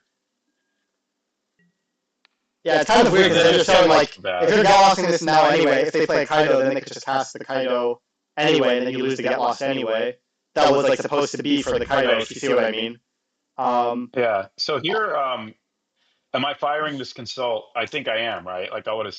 I mean, I could get countered, but I mean, I would say um, for this, yeah, for this situation, it's kind of funny. I almost wanted to say like if your play was to get lost the bat and then fire the consult, you could almost consider doing it main phase, so then you can surveil afterwards. But oh, obviously there could be some cost to that, like if they have the counter spell or like if they play curiosity or whatever, it could influence your play. Um, mm, I don't know. It's kind of yeah, close. I could see not doing it just because, like, if you think about the possible plays this turn, like them having a counterspell for your consults, honestly, maybe one of the best plays they could have because they're gonna make a 2/2. Because like, what flash creatures can they play? Like, most of them don't have flying, so like you can just play Elspeth plus, and like if they, you know what I mean, like if they play yeah, cat or whatever, then it's fine for you. So like, I could see not doing it because like, imagine if they counter this, make a 2/2, you untap, you play Elspeth, but then they have a flyer in the maps, and they could even go like, let's say they have a cat, they could go like cat, use the map setup by saying Shieldred's Edict, then their board state is they have a flyer and a curiosity, and you have like a token that's useless. So yeah. I I guess what I'm see. saying I is that see like what you're one of the saying. Yeah, only if you think about the well, I guess there's two good plays. Like I'm thinking like what are the plays they could make this turn because they're in a bad spot. And it's like what are the plays they could make this turn? And like them having a counterspell is one of the best plays because like you're probably gonna play Elspeth. It's gonna resolve. It's good for you. I mean you can make other arguments like oh maybe they have a third Tidebinder. They Tidebinder with Elspeth and then they attack it. Maybe that's a situation you want to play Consult. Maybe if yeah, they have that owl, then maybe you wish you play Consult. So I think it's fine to play Consult. Like, but it's like the cards that really punish you for like not playing Consult. It's like what punishes me for not playing Consult. It's like if they have that owl, you know, the giant owl or whatever, then yeah, that could punish you for not playing Consult. But it's and if they have, but that's also going to be kind of bad for you anyway. If they play that owl, it's going to be kind of tough. And maybe it'll be good. Maybe it'll kill Blue Eye Control because the owl's too good against it. But yeah, rather than get in it. And what's the other thing? Yeah, so if they have the owl, obviously it would be insane. And yeah, if they have Tidebinder, maybe that punishes you for going for Elspeth. Though it's a third Tidebinder, so it's like pretty unlikely. Like it's more likely they have a counterspell than a third Tidebinder. And unless you've been seeing people playing owl, you know what I mean? Like it's probably more likely they have a counterspell than those other cards. But yeah, so like maybe I would yeah. hold I it mean, just because yeah. assuming it's a stock list, it's very likely like they're not playing the owl. But yeah, I hadn't even considered the possibility. But I guess another interesting thing here is, I did play the Surveil Land. I have the Elspeth on top. This Consult kind of gets me only one new card, right? Like, is there a consideration to just not playing it because I already know I have gas on the top of the deck?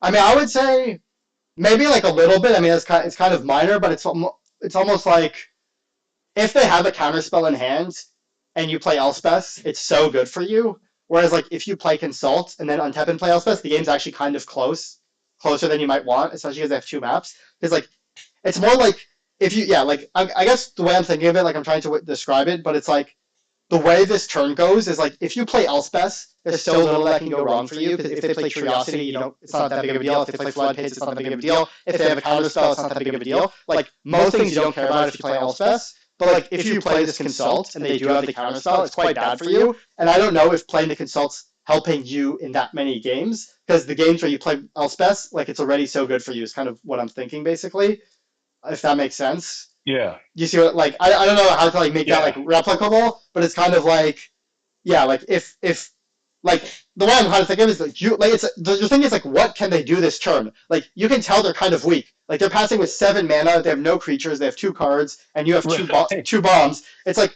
what can they do to get back into this game? And it's like it's not unfathomable they have a counter spell.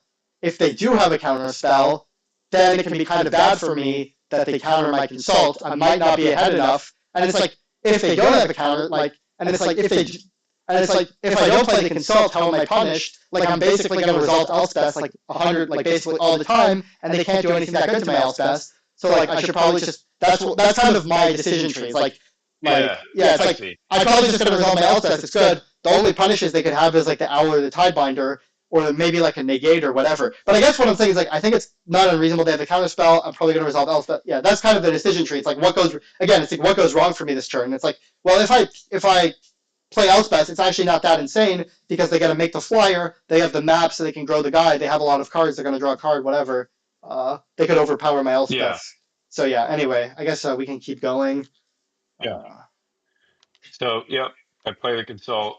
I grab Easy the Elspeth, resolve. and Yeah, the three steps. probably, yeah. I wonder Let's see. if I mean, yeah. So I don't go for the land here, but luckily I Yeah, draw here you can one. almost pass even because now that you have three steps, it's like they're locked out of the game almost. I don't know if you consider that. Interesting. I Yeah. guess you have both up. Well, actually, I I guess didn't that's. not think about that. I guess that's. I guess it's kind of like for like they don't have a counter spell, so you can just play Elspeth with three steps, and it's like life efficient. Like you don't have to keep grinding up the game. so, so it's Yeah. probably. I kind of Yeah. take back my previous statement, I guess, but it's kind of funny that you drew Fountain Port and you could pass with the kicker up. But anyway, yeah, playing Elspeth makes Yeah. sense. Like they don't have Yeah. anything. I guess, yeah, the 8 lands. Yeah. So Elspeth with 3 steps up without kicker Yeah, felt and pretty good they in don't that have a moment. counter. Yeah, and they don't have a counter because they would have obviously countered your consult. So you can just Yeah. play Elspeth. Maybe could have kept Fountain Port up, in case I wanted to Sack leave a the option token. open to sacrifice a 1 Yeah. 1. Yeah. I guess it's like free, so like there's no reason not to. Like you might as well. Yeah, that was a little silly on my part. Okay, so won that one. Uh, Sideboarding, I like the Overlords and the Ultima because the Ultima is really good with for the the cat. curiosities. Yeah. Yeah. I usually take out like, yeah, the split ups a couple 3 steps ahead. I'm not sure if I sideboard correctly in this matchup. I almost never win against the mirror. It's a terrible. I don't know if it's a terrible matchup or I just suck at it, but I think it's supposed to be good for them from what I hear because of Kaido. I mean, I don't know. I'm always skeptical yeah, about like people seem to think that Blue Black's favored because of Kaido, but I'm not 100% sure if that's true or not. So, yeah. yeah. I mean But the idea is that the Kaido's the hard only for Blue times White to deal I with. win, it's when I'm sticking an Elspeth or an Overlord and they go unimpeded, and that's just really difficult to do in this matchup. Yeah, I mean, I guess the question is like, do you want a Ride's End? Is like Beza even good? I mean, it looks like you have the Ultimate and the sideboard, so you're still not sure. I mean, also you could consider like maybe trimming more count. Well, I don't know. I guess the counters are weird because the counters are like bad against Kaido but good against the cat. So that's kind of funny. So maybe Yeah, it's just too good overall. Um, yeah, I mean, it yeah. So seems I go with one okay. Ultima one day, bring in 2 Rides End. I need to cut a card. I think I end up cutting one of the Tidebinders. Yeah, it's kind of hard. I mean, a I lot kept of the the Beza. marginal, like maybe you can cut a counter spell because you have so many, but I don't know. Maybe and like Ride's Yeah, End's also kind of yeah. good I against guess. cat, but it's kind of tricky because it feels like the Yeah, counter I spells are ended up. mostly good against the cat. Like maybe the three Yeah, steps I might be. I don't know. Like I mean, it's kind of hard because they all have the like. yeah. This is what The I don't rest like of them about draw, control. right? Yeah, I Yeah. was gonna Sorry. say. What were you saying? I was gonna say this is what I don't like about control. But every option is bad, kind of. Like I like to play the decks where every option is good. So Yeah. so but what I was gonna say is like I was gonna say like the counters seem kind of like sketchy in the matchup, but like maybe you want them because they're like good against the cat and maybe the preacher kind of. It's like hard. Like that's the problem with control. Like everything you're lining up is kind of awkward. It's like oh maybe you don't want this or that, but like it's good against this or that. Like it's you're making weird decisions with control and like what you want to do and fight over and Yeah. stuff. So anyway, I don't know. Like yeah, No, it's like absolutely. yeah, the Yeah. worst cards. It's And like like yeah, the Beza, for example, like the tokens I've found to be pretty useful sometimes, but like that might be a bit dated. Now they have preachers and stuff like that, and that I don't know. It just feels like the tokens are not as valuable as like flying, tokens from like the overlords. I mean, every option does feel really bad here. I think you're right. There's yeah, also the question of I never know how much card draw to keep in, right? Like the 3 steps ahead is kind of card draw to some extent, but then I have the meringue, the birds, and the consults, and I often find myself wanting to cut like the meringue, maybe even all the 3 steps, but yeah. then like I might end up in situations where I just don't have enough like card advantage. So I struggle with that quite a bit. Like I'm not sure how much card advantage I should keep in the deck. Card advantage generation rather. Yeah, I mean, three step is kind of weird because it's good against the black mid range side of their deck. Like it's good against like grindy discard spells and whatever. But it's bad against like the counter spell. Like trying to cast three steps for 5 mana is really bad against spell pierce. Trying to cast cancel and getting its spell pierce is bad. So it can depend like how many spell Yeah. pierces they have. And like the thing about three steps is card advantage is like 3 mana draw two discarded cards like not really that good form of card advantage. It's card Yeah. advantage is almost like if it's 5 mana mode is the good mode, but like maybe because blue white control is like has so many dead cards that instead like if they're casting duresses, then like casting catalog or whatever 3 mana draw two discarded card can be like almost like the card Yeah. selection I guess can be good against this card. So like I don't know, but yeah, Yeah, like it that seems makes sense. yeah, I mean, it seems like the worst options are something between like a counter spell or a top end or like an expensive spell. So like you probably want the cheap Yeah. spells and I, stuff. I end up I end up going with just a single board wipe. I got rid of all the Day of Judgments split ups, and I think I got punished for that, if I remember correctly. Yeah, we'll see what happens next, I guess. So it looks like a fine So keep, I guess. Or what were you thinking when you saw this? yeah, 2 lands on the draw with a surveil land. It felt like a pretty easy keep for me. A lot of top end, but the hand mostly functions at 4 lands. So yeah, that was my thought process. Yeah, like things to like keep in mind is like it's kind of tough because it's kind of a hand where you probably don't feel that good about winning, but as you said, you don't know if it's getting better. Like if you saw this like hand on six, probably be fine with it. And yeah, I Yeah. don't know. It's you just kind of see what happens next, I guess. I mean, one thing I like was like one thing that's good about this hand is it has a lot of ways to spend. Like it's probably going to spend most of its mana throughout the game. Like you have a two like it's obviously awkward if they ninja Kaido and then you can't use your mana, but like you have a good opportunity to potentially go two drop into four drop into like cast spells for the rest of the game. So that's kind of appealing. Like Yeah. you're pretty likely to spend most of your mana this game. Obviously, if they have a turn three Kaido, it's tough, but you can't necessarily mulligan to beat a turn three Kaido. So you kind of just need to see what happens, I guess, and hope they don't Yeah, have a that Kaido. makes sense. Because if they don't have a Yeah, Kaido, the then the one hand's drop I okay. felt like was the worst case scenario, right? Like it's Yeah, kind of guarantees their Kaido. yeah, Keep the land. yeah. Makes sense. Basically, what you're looking for. Yeah, and then yeah, like No yeah, turn two play felt pretty good, but maybe they have a flood pits, and I don't know. Let's see.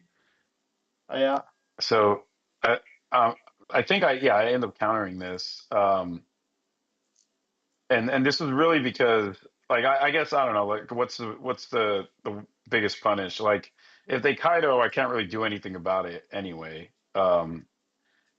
They could play I go shields down. They could play preacher, but um, it felt like because Kaido was very likely the thing that they were gonna do, like I should use my mana and counter what I can. That was my thought process in the moment. yeah. I mean, I guess it might be bad. Like it might be too nitpicky to say that, but there could be a consideration to playing the plains instead of the flood farm verge.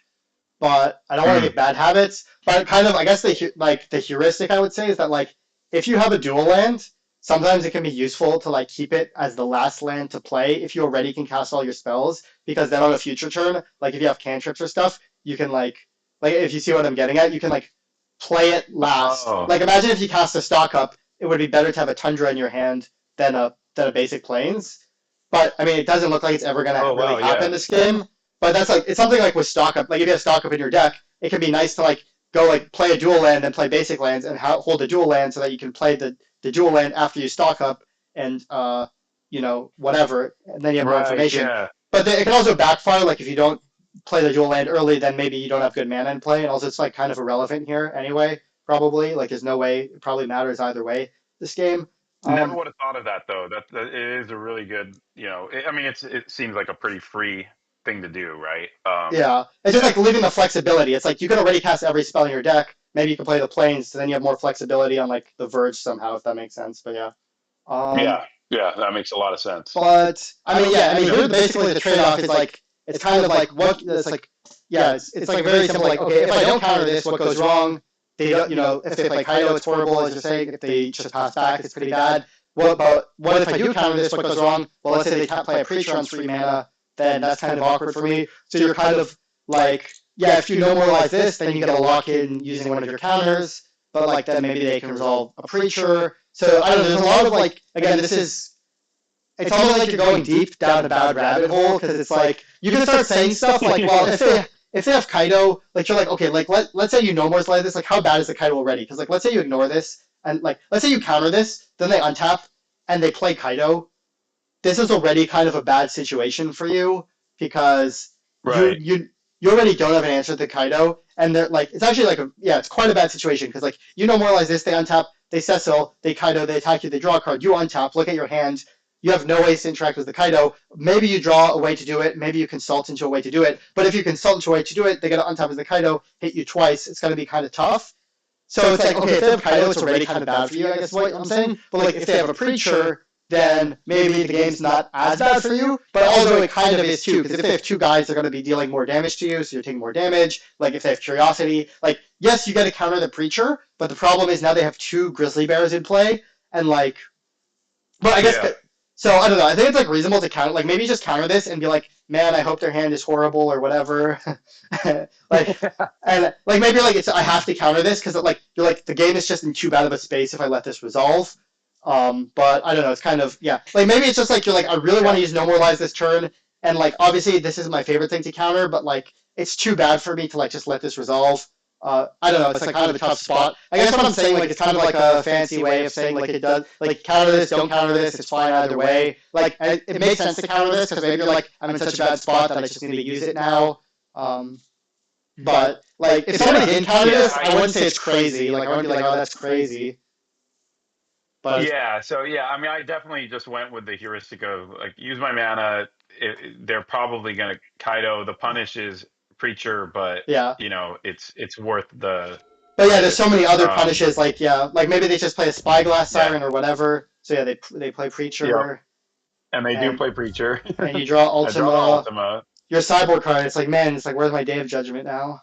I know, right? I don't know, but yeah, maybe, that's interesting. But that's the problem with control. It makes you think about too many bad options. That's depressing. Oh, do I need my Day of Judgment or my Ultima? So you pass, I Good way of putting guess, it.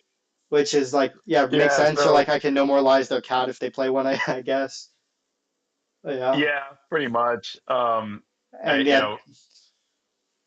I'm very likely playing if I don't draw a land to consult on the next turn, I guess. or like if they don't play into your No More Lies, you can just cycle to consult, looking for a land. Yeah. That's kind of the plan, I guess. Yeah. So let's just see what happens. They attack. They get a million triggers. Yep. And then you just And cycle to I guess I'm consult, I guess. consulting end of turn. Oh, Or, no, okay, I don't. yeah. Okay. I mean, if you were playing the game, would you do it end of turn? Um, wait, say that again. Like, if you were playing the game now, like, would you think you would still hold it, or would you plan to cycle it?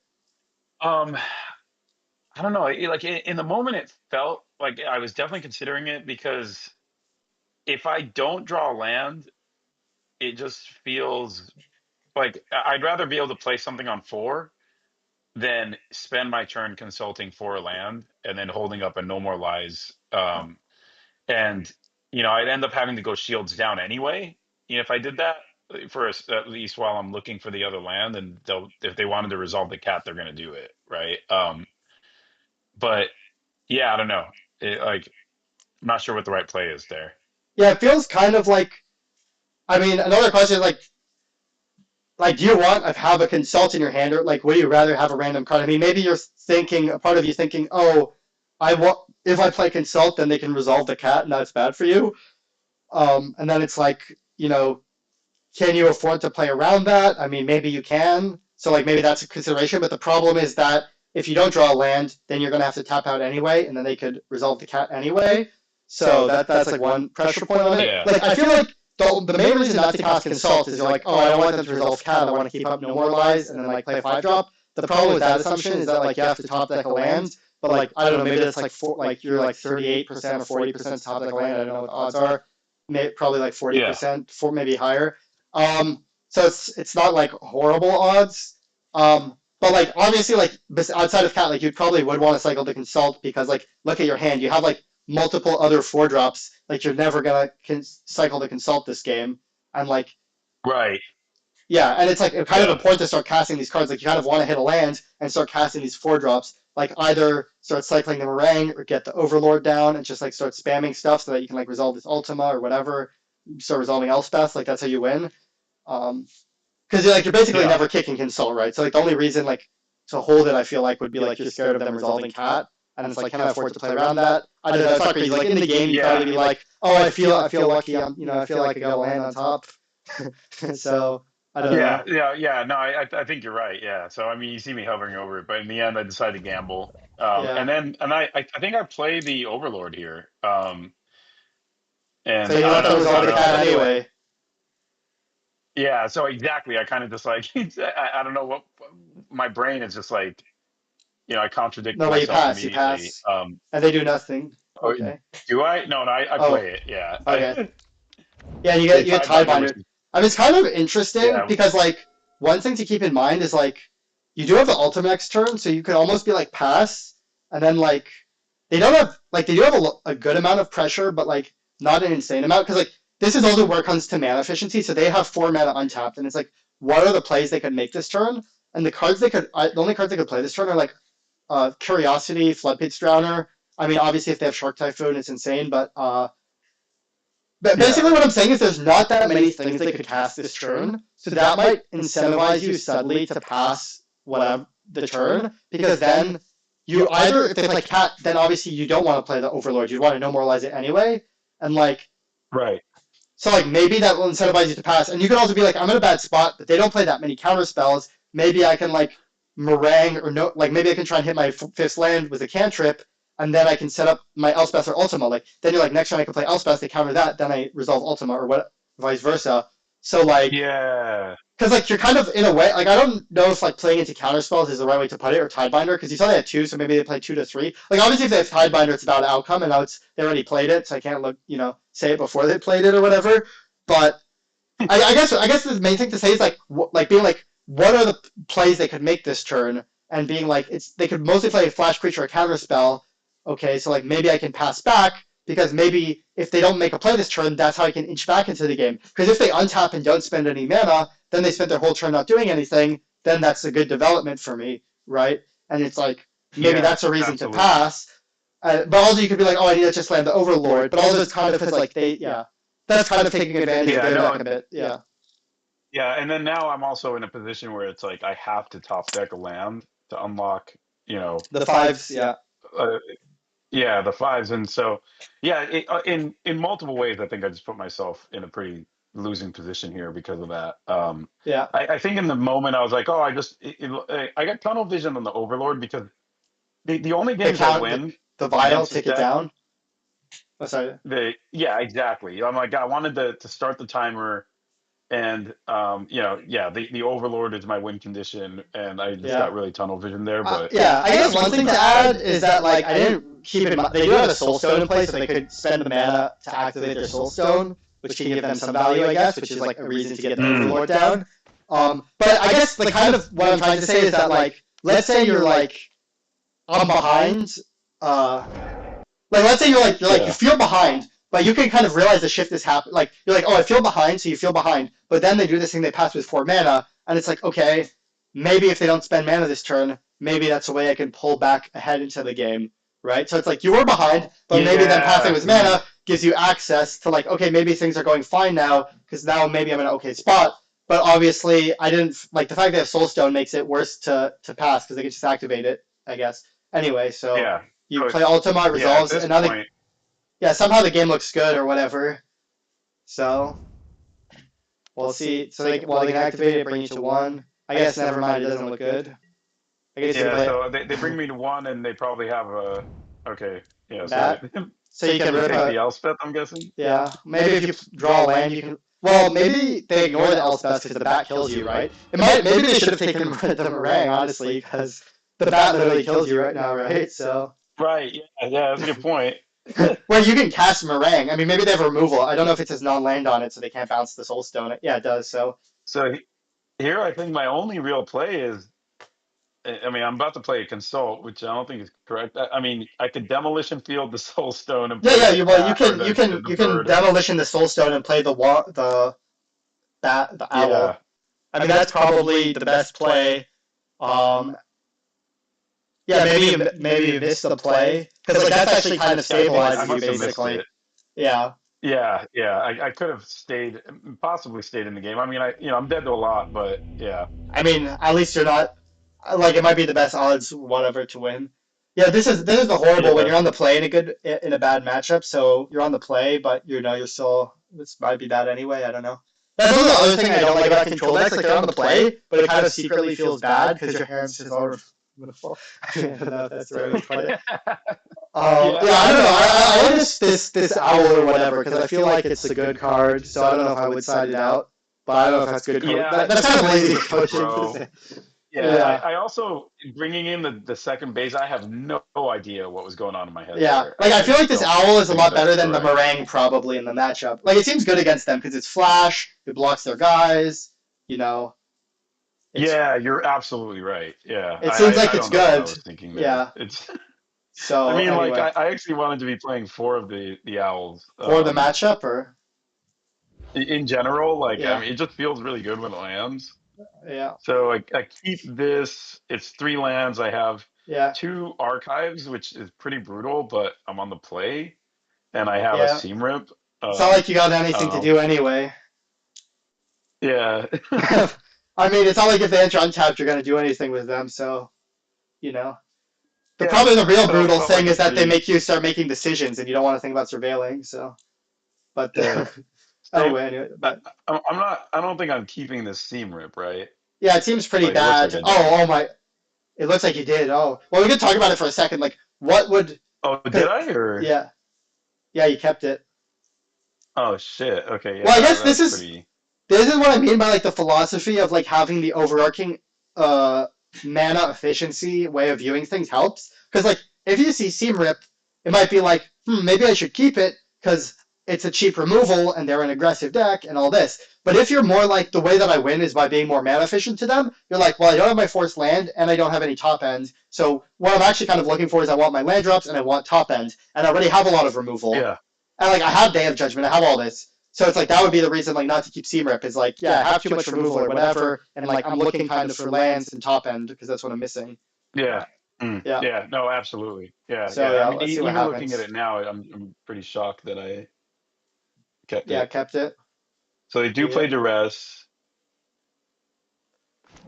Yeah, they take your 3 You steps. take 3 steps. Yeah, it's horrible because like you kind of you want the land, I guess, but you also don't want it. So yeah, they're playing bat.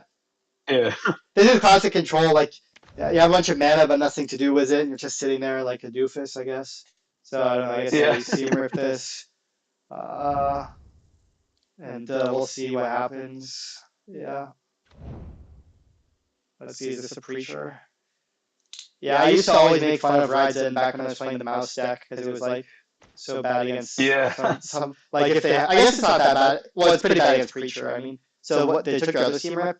Yeah, so I guess you're like, yeah, I Yeah. don't And then want to. again, I don't play the passage tap. Well, this is kind of You know. interesting because like you have the option to Day of Judgment it. You have the option to like ignore it. Like I don't know if like Ride's End is like the is the best option. Like did you think it was like were you like yeah I want to Ride's End this or like is it clear to you what like if you're playing now like Yeah. what No. I mean, in retrospect, like Day of Judgment might have been the best play, and I found myself in a position where I'm like, oh, I'm gonna get Kaido'd, and so that's where the rides end came in. But yeah, I mean, I don't know. But Day of I mean Judgment actually doesn't feel that bad in this position, right? well I was gonna say the funny thing is if they have Kaido you're probably gonna lose the game because you have no way to answer it right now. Like assuming they have a force like Right. if they have Kaido in hand they could just play a force land cast Kaido and your hand is Day of Judgment Seam Rip, like GG, unless you rip something. So it's not like Ryzen is that good against the Kaido anyway. They can just cast it. And like, but like Ryzen could be good if they have the Curiosity, but it's all obviously kind of awkward. Like if you're like, oh, if I Day of Judgment, then they can like resolve something better or whatever. So it's like, it's kind of like you're in a tough spot no matter what you do. But like, I could see like maybe considering the Day of Judgment, because that way if they have a cat, you can Ryzen to exile it basically. Yeah. So. Yeah. Yeah. No, I don't I know. can see that now. It's obviously You're kind of an right, awkward sort of, spot. It's right. like whatever you do is kind of cursed. But like, yeah, definitely like, because now imagine if they have cat, it's so bad that you use your Rise then, because they just play cat, and you have Day of Judgment, Right. Seam Rip in hand. They untap, they hit you, and it's over. Because like even if you Yeah. cure Day of Judgment at that point, they still get this thing. Then they just activate the Soul Stone. Anyway, but it looks like you get rewarded because they actually have Preacher, which is funny. And yeah, so you can archive. Wow, the insane. This is like that. Why I like that Scry land in Sealed yesterday because look at that value. It's insane. You just drew a card Yeah. basically. And then yeah, it seems like you probably have to slam Day of Judgment. Like not really an option, I guess. Or forward.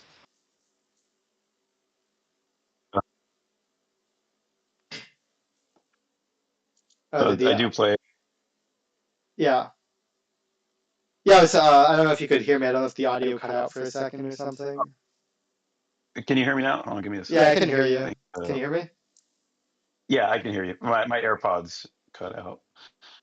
Okay, yeah. So I Day of Judgment on the to kill a creature. I have nothing in my hand. They play the Kaido. Oh, Draw. this is Draw cruel because it's like, yeah. oh, that's a good draw, I guess, but I'm still gonna lose anyway. Yeah. So yeah, you do that. I don't know. Pick a random color. You can name red to Yeah. freak them out. That maybe that's the best playing close. But anyway, uh, yeah, it's just over. I can barely watch from here anymore. it's just done. I mean, here it's like maybe if you get lucky. So Yeah, I'm just drawing lands. It wouldn't have mattered. They have the curiosity. I mean, that's it. Yeah, that's it. Yeah, that was a match. but yeah.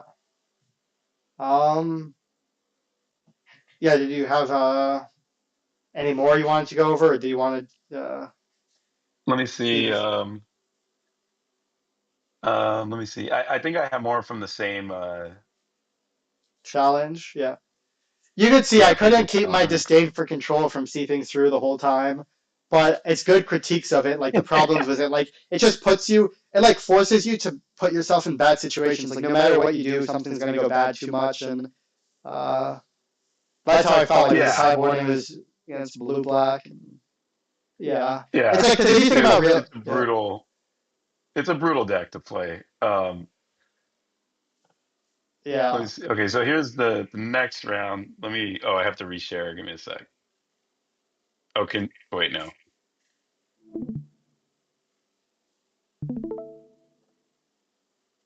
I can see.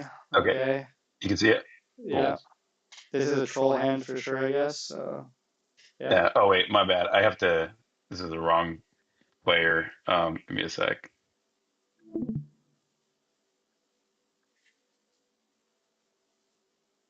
VLC.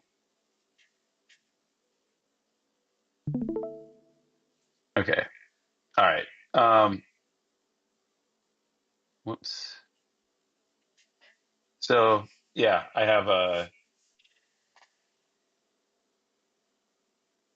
Yeah. Restless Anchorage and the two colorless lands, Yeah. Well, did you think this was and like? I think I kept it because I had two pieces of interaction. I mean, I guess if I'm going with your heuristic, like, would I keep this on 6? I think I would. The No More Lies is like non-functional. The 3 steps is non-functional. I don't know. Maybe that's incorrect. Yeah, and I will say one, not to give too many anti-control anecdotes, but I remember one time blue-white control was becoming popular in Pioneer, so I decided to test it for a second, and I joined the league, Yeah. and I looked at my opening hands, and I'm like, I don't think this hand can beat anybody. Then I mulligan it, and I saw another hand. I'm like, I don't think this. And then I realized that was just a deck, and it wasn't going to get better, so I just conceded, dropped from the league. And I wrote like, when I saw the opening hand, I realized this deck just is not going to win. It like based on the opening hands, like it's not getting better. Like my opening hands were like Mana Leak, Supreme Verdict, and like Pioneer. I'm like, yeah, this is just like not going to win. So that was kind of like that's what's tricky about these replays. It was like I'm kind of estimating in the back of my head, like you kind of have a feel of like what's the win rate of this hand, and it's like I don't know, this hand's win rate's not that good, but like is it really getting that much better for a control deck? And that's kind of when you come to the dark truth of like how good is the win rate of the deck. But obviously, maybe if Nassif is watching this, he's really mad and mashing the keyboard as I'm talking. But that's why it's kind of hard for my to look at this hand because I look at this hand, it's not that good, but it's like I don't know if it's getting better because like you have lands and spells and stuff that's kind of a controlled dodge. Like you have a turn two Right. play, like you can get lost on two. Like it's funny because like get lost in the two drop, but as you said, it doesn't even feel good to cast it. But like yeah, you can cast get lost on two, and like worst case like nightmare scenario, if you don't draw another land, then you can cycle the 3 steps. And like maybe you can, if you draw a land, you can cast the no. Like this hand seems fine to me because like you're gonna go 2 drop into 3 drop, and you're just going to cast a bunch of spells and just hope that it works. Um, Yeah. that's kind of my thinking with this Yeah. hand. Like you're going to cast spells and hit land drops, so like yeah, even though it's Yeah. awkward, So but yeah, I think I end up keeping, similar thought process. Play the Anchorage. yeah, they play a Um, Badger Cubby or whatever it's called. yeah. So wait. Okay. So they play a Pop Oh Hatch yeah, yeah, recruit, and I Senior Pit. immediately answer it before they can get like you know value out of it.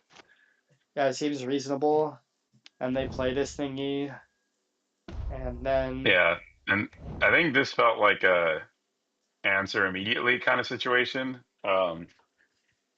So I that's haven't really played interesting. against the Cub. It's more just it's already become pretty infamous. So I don't know if that's the right play here, Yeah, I mean, or if I should really try to find other lands. I would say it comes back to like again like thinking about the trade offs, thinking about the threat assessment, and it's like here like you have to hit a land drop next turn, right? Like it's a complete disaster if you miss a land drop.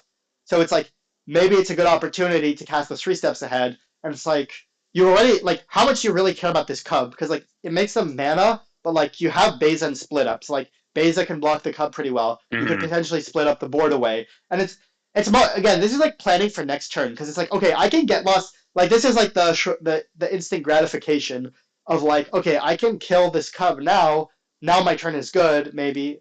Well, there's a couple things to say. Number one, it's not the most mana efficient because you already have a dead mana for whatever that's worth.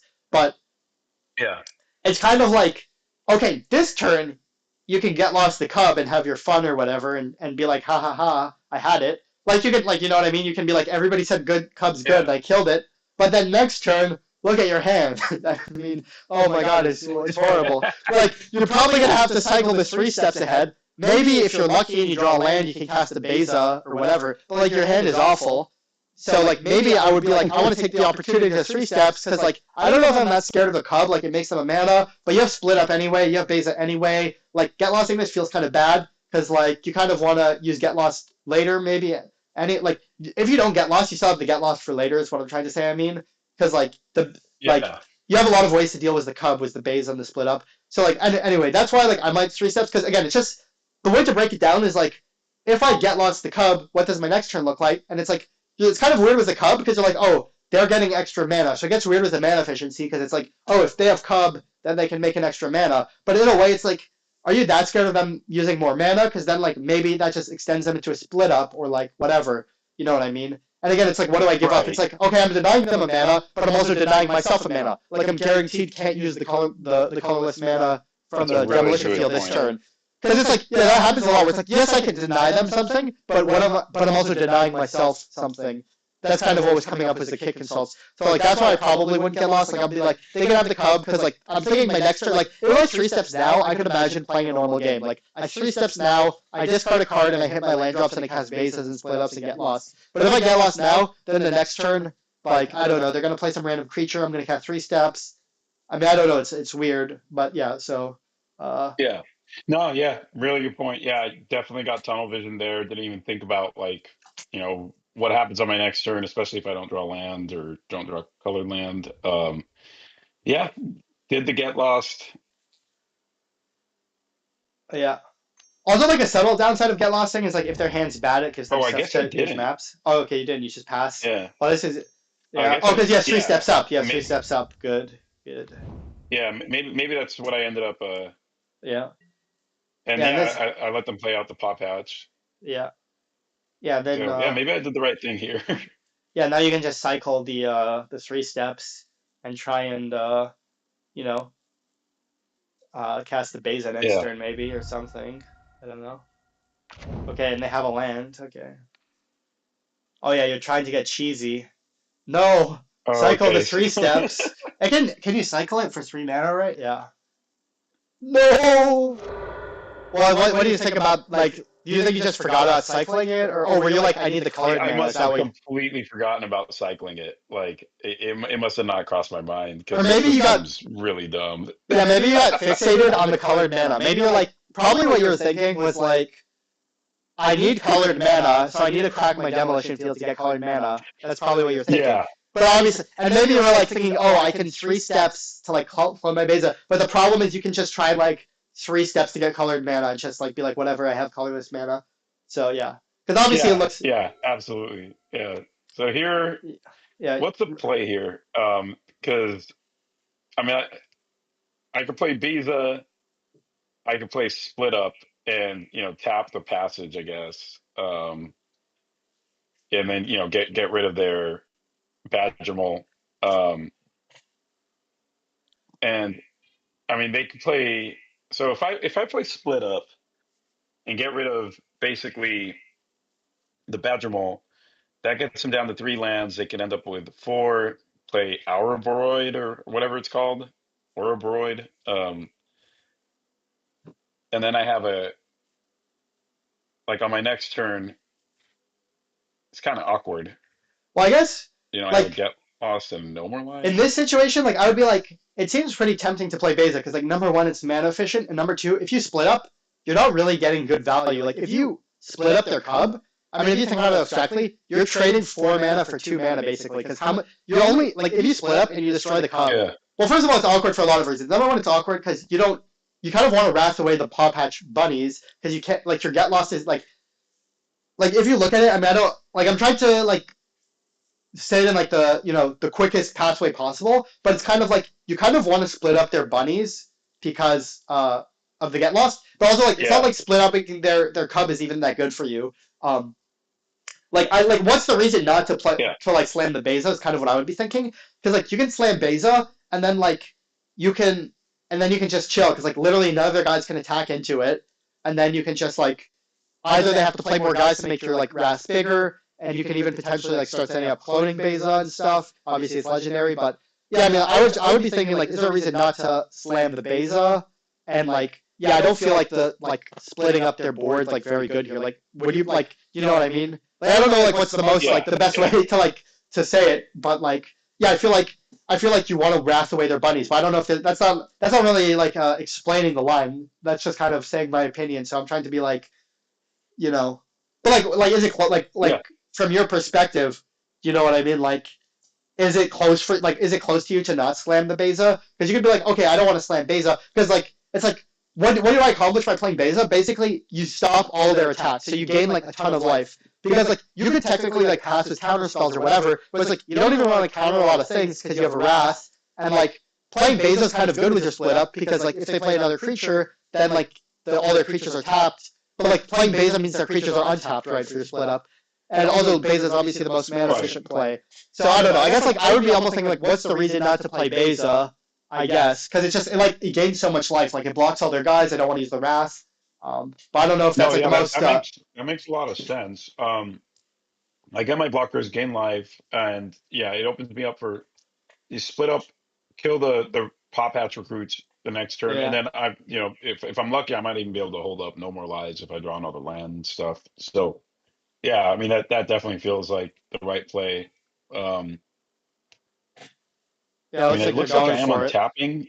Maybe I do end up playing the Biza. Okay, all Yeah. right, I did play the Biza. Or not? Yeah, I did. Yeah. Okay. So you play because it's like now you just like ignore their whole board, and I don't even know what's going on now. Maybe they're playing some combo deck. Are they playing like that? Like are Oh, they I messed up Garbag? really bad here. I shame scooped here. I think I Oh, remember because this. you don't know what their rare did with split up or whatever. Yeah, like they could tap all their creatures or Yeah, whatever. Yeah, I remember this. yeah. I mean, it's kind of a tough spot for you because that card is. I guess yeah. So I guess we'll see what happens next. I guess if you shame scoop, uh, or Yeah. whatever. So yeah, I guess you did the attack and then you try to destroy all untap creatures or something. Yep. and then they tap their board. Okay, I mean, it would still be kind of a tricky line, even if you didn't forget about their Tyvar or whatever. But yeah, this is obviously pretty, Yeah, rough or this is whatever. just brutal. Yeah. Yeah, yeah, that was actually a combo in the limited format because they were both in the same limited format. Oh, Yeah, really? Yeah. yeah, that was Yeah. So actually, I just yeah, it was meant to I be a sneaked it synergy there. because there was a deck called Yeah. Green White Tap It or whatever, and they were like both the good rares of that deck. Anyway, yeah. I have the rest of this match. It got split up. Let me reshare this one. Oh wait, shit. Sorry, I keep opening the wrong like quick frame player.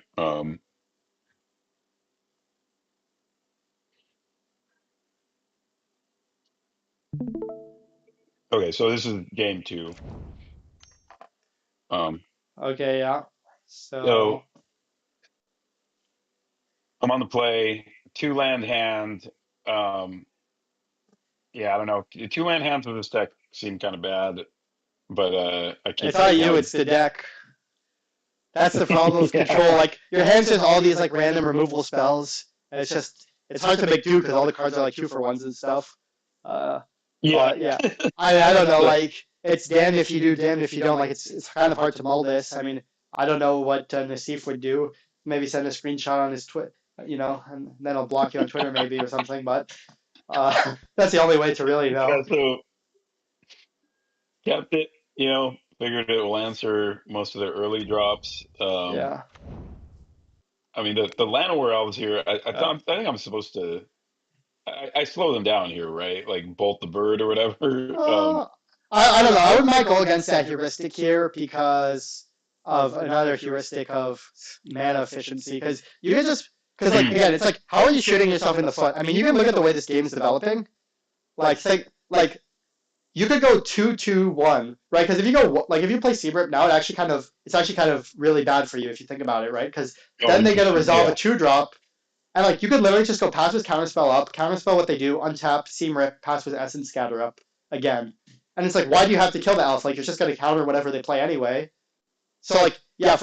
forget the heuristics, and think more like in the moment. Like people say bolt the bird and whatever, but it's like, why do you need to bolt the bird if your hand's 2 mana leaks in a bolt? Because then you can just go mana leak their play, bolt the bird, and have mana leak up again later. And like it actually That could makes easily absolute devolve sense. because you seam rip this, then they resolve a 2-drop, and then your hand's multiple counter spells. So Yeah. Yeah. No, yeah, you're right. so So it's let's just see if. it's just a mana efficiency, like Okay. believing So in. Oh yeah, you do pass, yeah. nice. And do they play Luckily, that? I did the smart thing. Yeah, but you might have used the wrong counter here because of the mana situation. I mean, I don't know if that was probably just like you weren't paying attention to your mana, or I don't know. Yeah. Yeah. Because like was that a con? I think it was. There's a. I think I was probably overvaluing the. What's that enchantment called? The one that gives +1 counters. Innkeeper's talent? Yeah, which is kind of silly because I have a get lost. I have a seam rip. You know what I'm like? I think that's where my mind went. Like, oh, save the no more lies for something that's like not a creature. Well, I guess. But yeah, I mean, Yeah, I was gonna say. I guess it depends if you're giving up on seam ripping the elf or not, because like it's like a natural curve to go like counter this, untap, play seam rip on the elf, and then pass with the other counter spell up. But oh, maybe if you're you completely right. I didn't yeah, even, that's yeah, I didn't that's even think basically about what that. I was Yeah, thinking. I was just thinking of like double spelling next turn, basically. Um, yeah, no, Obviously, you're there's right. trade-offs. Like if they I have was some right. planeswalker, then you might want the no more lies, right? Like if they sideboard some green planeswalker, or maybe you're like if they play a planeswalker for some reason. But yeah, anyway, Yeah, right. there's obviously I need to trade-offs. start thinking ahead a little bit more on like how I'm going to play What's my next use my turn look mana the like? next turn. Yeah, Right. yeah. And so yeah, they play forest, and it's kind of interesting. They tap their elf, I guess. That's kind So of I some get information. Oh, did they just pass? Yeah. yeah. I mean, I don't. You can pause So for they a second just there because it's a second to like pretend you're intellectual here. So yeah. they tap their. This is kind of interesting because they tap like did that cross your mind at all that they tap their land war elf instead of their forest? Yeah. Huh. Because What does like that mean? I mean, it's not like that you should read into it that much, but it is kind of like weird because technically they could have just tapped the forest and then attacked with their Land War Elf. So then that could tell you like maybe they Yeah, the don't want one to drop attack with seems to their work. elf because they have a one like. But yeah, it's like it is kind of interesting. Like it's definitely giving you some information because like either they just made a mistake, but it's like, yeah, why didn't they attack with their elf for the I free want to one damage? assume because they have this guy, right? So they were planning on playing this guy. Well, I guess that doesn't make a difference. Well, because like they could have like if they had a one drop, maybe they would have cast the one drop anyway. So it's like maybe they're not casting one, but it is kind of weird. I mean, I don't know if you can read into it that much, but I'm just saying like they technically just lost a point of damage, so it's like why would they give that up? I don't know if you need to read into that too much, but I was just trying to like put in your mind the quest, some information. Yeah, yeah, I don't know. yeah. It could, Maybe like a snake skin veil or something like that to try to yeah, protect the Drunith or whatever. yeah. Um, Yeah. So I draw an archive, Yeah, but it's kind of and interesting because like if they had Snakeskin Veil, would they even want to like leave it up for the Llanowar Elf because they could just attack for one? Like, do they really want to protect it? Or maybe they do want to protect it, so because they're stuck on oh, you're lands, right. maybe Yeah, because they might yeah, not care yeah. about You're right. protecting it from a secret, but maybe they do care about protecting it. Anyway, that's just something. But yeah, so you play the tap Yeah, land. yeah, yeah. It's kind of interesting, yeah, because you do have the option. You could see Rip Hit, and here's like you might be like, oh, maybe they have Snakeskin Veil because they passed. That's a reason not to see Rip Hit. Um, Because Yeah. like you could consider like yeah, there's like a mini option of like do you play your tap land or do you seam rip it, but you're like maybe you're like I have Day of Judgment, so you're like I could just Day of Judgment whatever and hold the seam rip. Anyway, Yeah, so it felt like at this point, like the elves, I didn't really care about it. It was probably gonna yeah, get Dave Judgment in it, yeah, maybe. Well, I guess I go for this again. yeah, it seems reasonable. I mean, it's kind of interesting because like you could try and Day of Judgment it. I don't know if there's anything that could copy that like draws cards or punishes you. Yeah, like here it's kind of interesting because like Yeah, you can slam the owl. Yeah, so I guess we'll see what happens. I mean, it's kind of interesting. It's kind of this is what I mean. Control always puts you in these bad spots because all your cards is just removal. So it's like it's not like it's a good option anyway. Anyway, so here it's like yeah, you have the option of like go for the owl or go for Day of Judgment. So I don't know what. Yeah, did you think it's obvious here? Like if you're playing when you're like, do you think it's like clear or um, would you just? I think I wanted to go for the Day of Judgment just to set them back on mana, which gives me a pretty good owl turn, afterwards. I think that's what my thought process was. Yeah, it's Um, kind of, yeah, it's kind of interesting because yeah, I mean, it's kind of an interesting turn because like one of the punishes for like passing, like you might be like, okay, like what's one reason to like not go for Day of Judgment because they have two guys, and you're thinking about the owl, and you could be yeah, like one thing with the owl, I mean, is that they might like obviously if it's like open deck list or maybe if your opponent knows you have owl, because here it's kind of weird because I feel like people might not be that aware of the owl because it's kind of new or whatever, because like yeah, technically like it's like how much you care about their guys because like you can like go for the pop like you can go for like the library and like try and ambush the rabbit and it's like how does that go wrong and it's like maybe they have a counter spell or a tidebinder but then like at least in that situation then you can just wrath next turn anyway um right. and it's like how so I Not guess you're that kind of bad, like yeah. weighing like how much is it worth trying to go for the owl because it's like like the owl is probably not going to get that much bigger because like you're not going to draw land like at least half the time and even if you do draw land you get a counter but like it doesn't uh it's not like you're drawing an extra card anyway and it's like I don't know I guess it's kind of close but I'm just saying Yeah, like you do have the potential to like maybe ambush the recruit and it's like what can they really do to stop it and so like that could be a yeah. consideration. And then drawing the land does seem pretty good. Like putting myself in a position to hopefully, get another look at a land. Yeah, It's yeah, just like I could see that.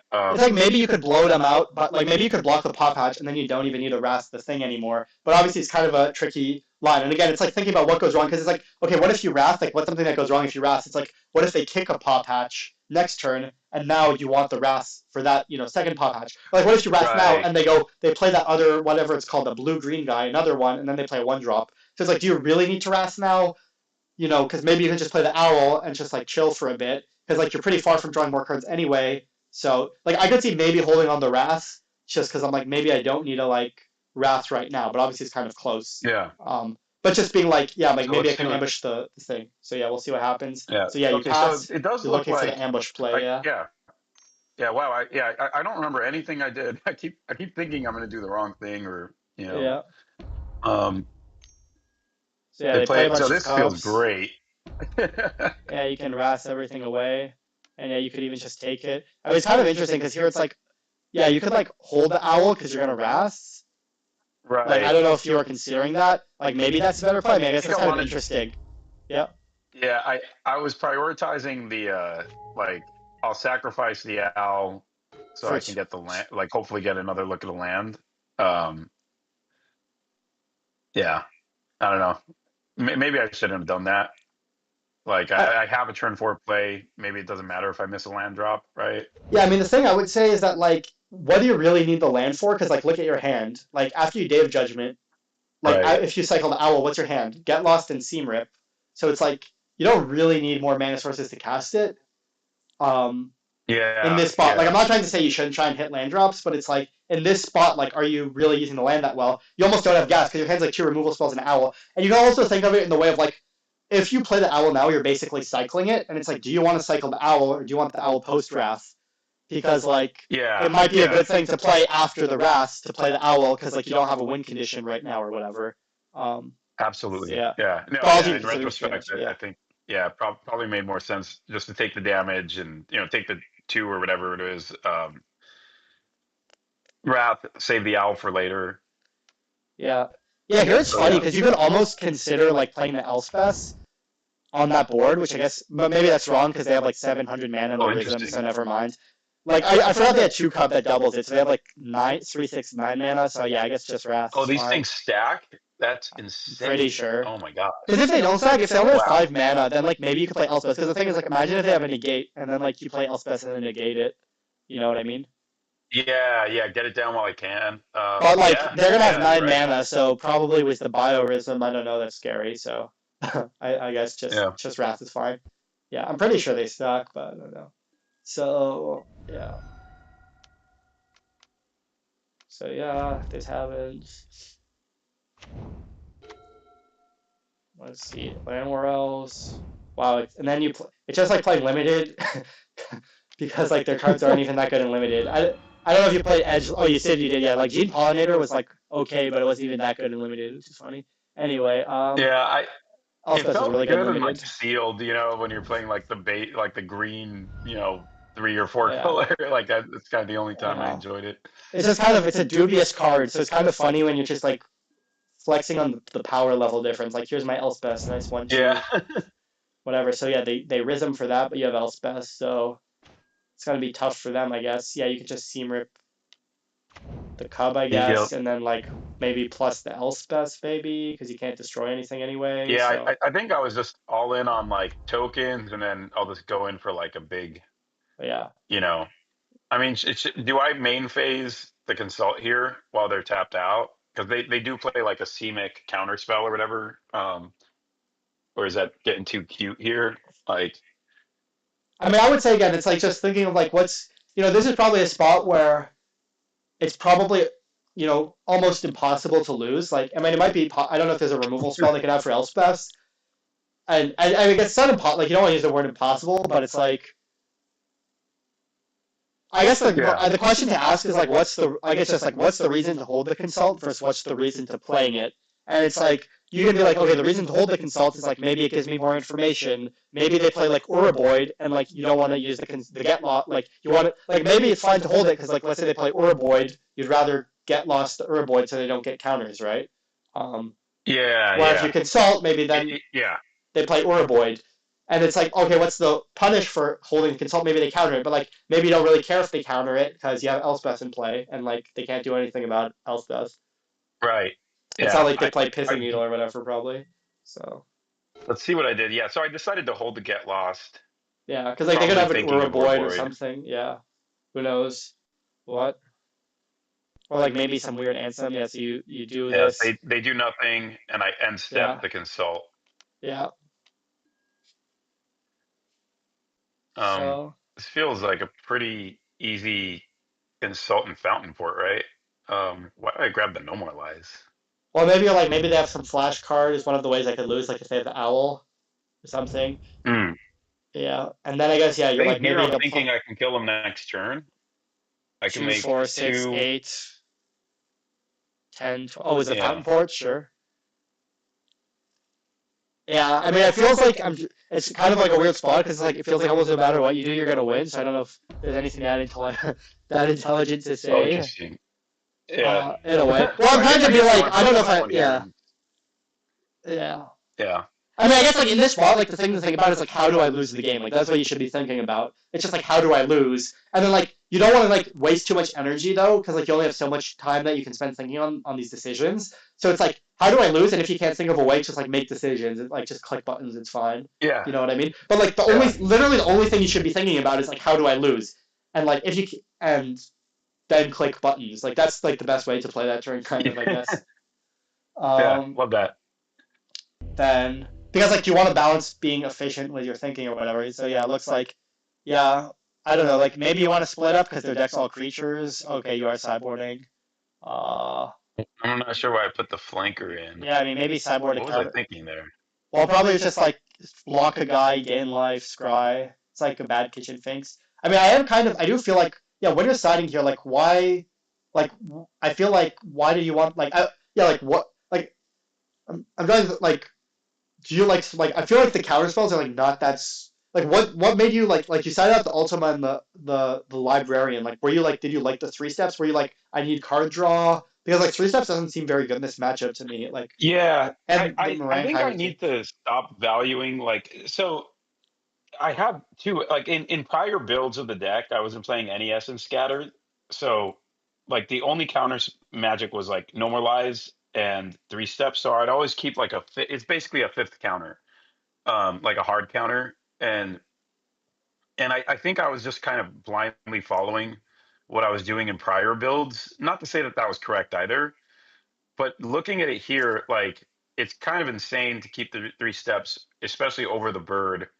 Um, and and yeah, so I used to play also like I think four meringues if I remember correctly, and so I used to trim those. So the birds took over the majority of the meringue slots, and so I was just like I used to trim a meringue, I'll trim a bird instead. So I wasn't really even really thinking through what I'm actually doing in the current matchup. It was just really dumb like autopilot stuff. It looks like the Ultima. It looks like so on the play, I was playing the Ultima on the draw. I guess I decided that was too slow, and I would prefer to have like the second split up. Not sure if that's correct. Yeah, like, I would just be thinking that like I mean to me like they're a Simic deck, like they don't kill you that fast, like the Wrath seem good against them, like they're playing Pod Patch recruits, they're playing a lot to the Yeah. board, and the counterspells just don't seem that good to me in the matchup. But again, this is like a weird specific control thing. Mhm. But it's like, I mean, obviously, like three steps doesn't seem that good because like the 3 mana cancel doesn't seem that good. Yeah. The 5 mana like they're kind of tempo-y and like they don't have that many ways to deal with you like stabilizing the board. Like they're trying to aggro you out. So that's why like Ultima and like the Librarian seem good, and like I don't hate the Yeah. flanker Yeah. That because makes like sense. you can maybe block stuff and gain life, and like maybe trim some of the counter spells because it's like yeah, I don't know if like I feel like they're gonna like the counters are kind of awkward in the matchup, I guess a little bit. Yeah. Yeah. So That makes a I lot don't of mind trimming sense. them, Yeah. I think and moving yeah, forward, probably probably trim these like the all the three steps in this matchup. yeah, Yeah. Trimming the bird. I don't know what the hell I'm thinking there. I don't think that's correct at all. yeah. So yeah, so yeah, submit. Like I guess I'm kind of scared of the matchup. Like the way I imagine losing is like they play a bunch of guys and attack me and kill me. So like and the counter spells can be awkward against that, I guess, compared to like Wrath and Birds. But Yeah. anyway, we can keep. Yeah, this is a classic control hand, I guess. But it's. I mean, you're gonna keep it, I guess. I don't know if there's that much to say. Yeah, But four it's all land, shovel uncommons. It's draw. only uncommons. In limited, I always like say I like rares more than most people, and it's the same in constructed too. I guess it's like too many uncommons. But I anyway, like in the moment I couldn't put my finger on why this hand felt bad, but yeah, you're right. It's all uncommon. So here I'm seam ripping the gene. yeah. Well, I would say the reason this hand feels bad, like this is you can understand it really easily from the mana efficiency perspective. The problem is that like past turn two, your plays aren't that good anymore. Like you gotta go one. I mean, I'm not saying this hand's bad. Like obviously you would keep it, but it's like Yeah. once it's you don't have a good play on turn three, and turn three is pretty early in the game, and like you're probably gonna be meta inefficient basically. Like it's turn three, you're probably not gonna have a play, and then that's why things are getting that's why you probably don't feel that good because it's like okay, I got turn one, turn two, but my turn three is not that good, and like then the things can fall downhill. Yeah. But anyway, so this happens. Also, the Ryzen and the Gilmore lives are like extremely awkward together, kind in a Yeah. way. So yeah, so you play the Verge, I guess. You pass. They didn't do Yep. anything, so that's interesting. Maybe that means they have a lot of like expensive cards. Yeah, so you countering this makes sense because it's good to counter it. And wow, you're an Elspeth, so you're like, maybe I'm gonna get away with this. Uh, Yeah. yeah, they kick the Play a paw pop patch. patch. The good thing is that the creatures it's just like I hope they don't have an Uraboid it. I guess Yeah, not that's pretty much. much it. Just hope to dodge it. Yeah, I figure I can make a blocker here, so I play the Fountain Port. yeah. So I mean, I don't think Uraboid is trample, so at least like you start Elspething and stuff's gonna get weird. But okay, so that's a weird attack, but I guess you're like, yeah, makes sense. You're like, what's going on here? Maybe they have Tidebinder. I don't Yeah. know. Like you're like, do they have a combat trick? I guess it's a pretty weird attack. Yeah, I think I mean I go for it anyway, right? Cause like, If yeah, I you're can just play out curious. You're the too curious. It's like, what can go wrong for me here? I mean, that's what I'd be thinking. Like, what could go wrong? I'll just make a fish. Or, I mean, yeah, maybe they have like enduring curiosity and they want to draw one card. Okay, like this is kind of good for maybe. you. Yeah. I mean, maybe, yeah, what were you thinking here? So now here you kind of have like options. Like you could play Elspeth, you could play Split Up. Like, was it like obvious to you or like, I think I was thinking if they have another repulsive mutation, I'd rather the split up is what I lose, yeah, and or at least that's what I'm thinking now. And so that felt like the better play. And it also, if it does resolve, I have it plays around the um, it basically it plays around like the pop patch, the counter triggered ability or whatever. Um, Spider so Sense or I don't know. At something? least in the moment, I feel like split up is their correct play. Yeah, I Um, feel like, I don't yeah. really, yeah, Well, there's a couple things. I mean, they didn't like the way they played their hand was like a little bit weird. I mean, maybe it makes sense when they had the Spider-Man card, but like they didn't play like a two drop, right? And like if you think about the way their deck is yeah, built, like that kind of narrows, that kind of means they're like more likely to have a counterspell in a way because like if you see what I'm getting at, like always it's kind of weird because they had paw patch and yeah, stuff, so like it changed like the way their curve was a little bit. But I guess I'm trying to say like the fact that they didn't play a two drop might mean that like if you think about the range of cards they can have in their hand, it's more like slightly more likely to have a counter spell. Or like if they had a lot of gas, maybe they would have played that right. Spider-Man card on turn two. Um, so Yeah. I Also, the fact that they were willing to like attack into a oh yeah Fountain yeah Port yeah token and run a repulsive mutation out just felt like they're probably running another counterspell.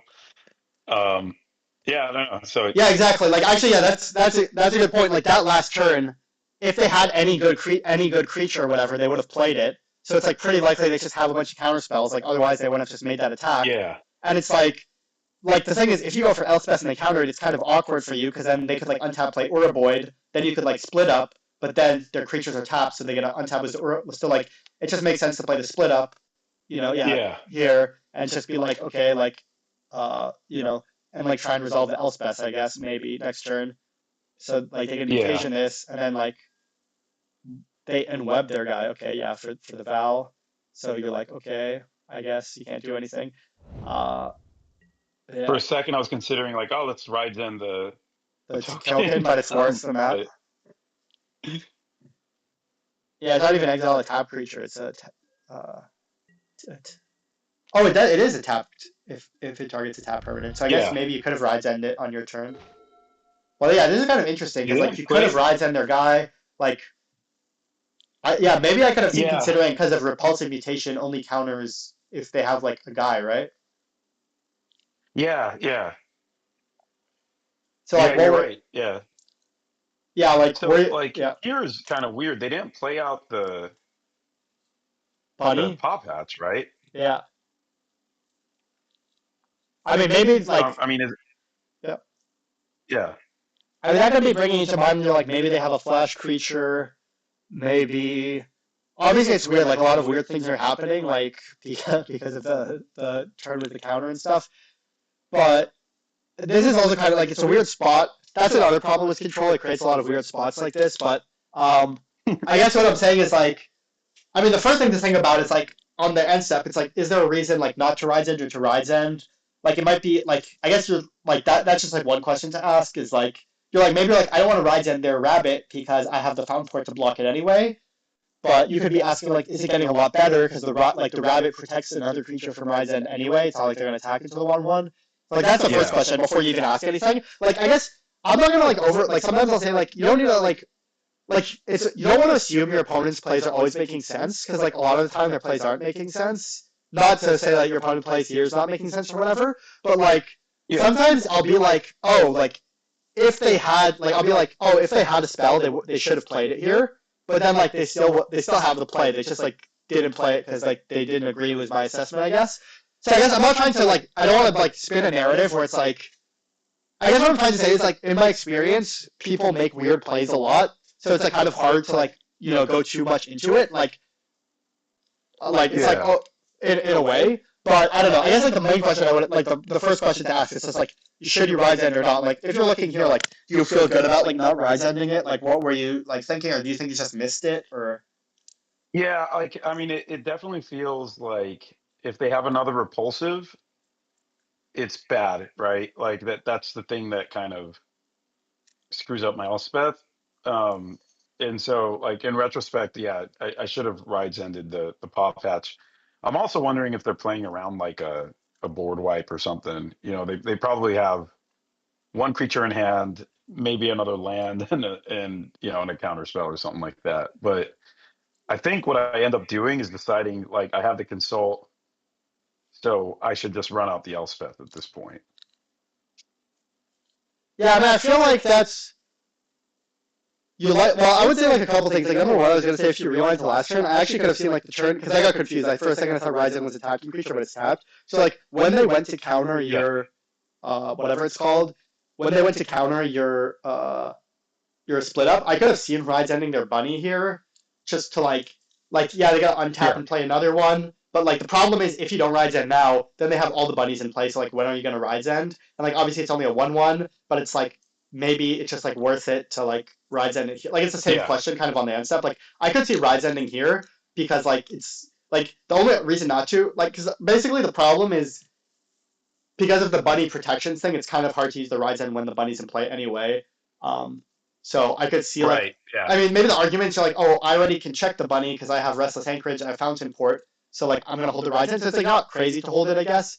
But yeah, so I guess it's fine to hold it anyway. Because, like maybe the argument's like I already have a bunch of ways to deal with the rabbit, so I'm just gonna like ignore it and try and use Rise End on like a bigger creature later. The reason to do it is like, well, maybe the 1/1 will matter because like if they play Orboid and start pumping it or whatever because they have trample. But anyway, it's yeah, kind of interesting, yeah. I guess. No, yeah, yeah. Like it's like maybe the 1 damage will matter. I mean, here I kind of yeah. I mean, I would be like I don't know like if you played a live game, would you want to Elspeth? Because I feel like ooh, like it feels so likely they have a counter spell. Like they didn't play their thing. Like and like Yeah, if you play the Elspeth and then they play the bunny, like it's bad in so many ways. Because number one, the repulsive mutation is going to put counters on their bunny. So like now their bunny's giant and has trample. Then they untap and they just slam the other bunny, and you don't have a board wipe anymore. And you're going to be like at 11 or 12 life because this one hit you. So like yeah, like what would like yeah, do you no, really want to slam the Elspeth here? Because you can also just pass consult, kick consult, play Ride's End maybe. yeah. In retrospect, like insult, like kicked and rides in, it's I can use all my mana, and that would have been a much safer play. And it does feel like they have another counter, but I think my headspace was because I drew the consult. It's okay if they counter the Elspeth because then I can draw into more gas, and so I'm just going to do that. And then I think I did something really dumb and played like the island instead of the The passage or Purge, something yeah. like that too. Yeah, Yeah, it's like well, like I guess I'm always like I guess like you could be like one of the scary things they can do like besides counter spells you could be like well they can also play They could also play like the owl that draws cards. That would be a good reason for them to pass. They could like maybe have Enduring Curiosity. I forget exactly what Yeah. happened that turn. So it's like, oh, maybe like if I pass, it's bad for me. Like it's always just asking what goes bad for me. But yeah, it seems like, as you were saying, like if looking back, like it seems kind of the problem is like, yeah, you were like, oh, it's fine for me if they counter the Elspeth because I have the consult. But the problem is kind of like, well, the Repulsive Nation puts counters on their guys, so you're just gonna die to the tempo. And like so, like resolving the consult Right. won't even matter that much. And also, like again, it's like they're limited what they can do this turn. The only things they can do this turn are cast counter spells or cast flash creature. And it's like, and you also like Right. for the mana efficiency point, like you can use 6 mana, and you can even make it hard for them to attack by having this like fountain ports and stuff up. But anyway, yeah, Yeah. it's kind of like that was Yeah. probably No, like a misassessment. Yeah, I don't think I had a read on the fact that they could play like a curiosity or a bird or an owl or whatever. I mean, that's a really good point. yeah. But So it's I do mostly play just like the yeah. Elspeth. Oh, and the Tidebinder to Yeah. troll you, which makes sense. That's another flash creature.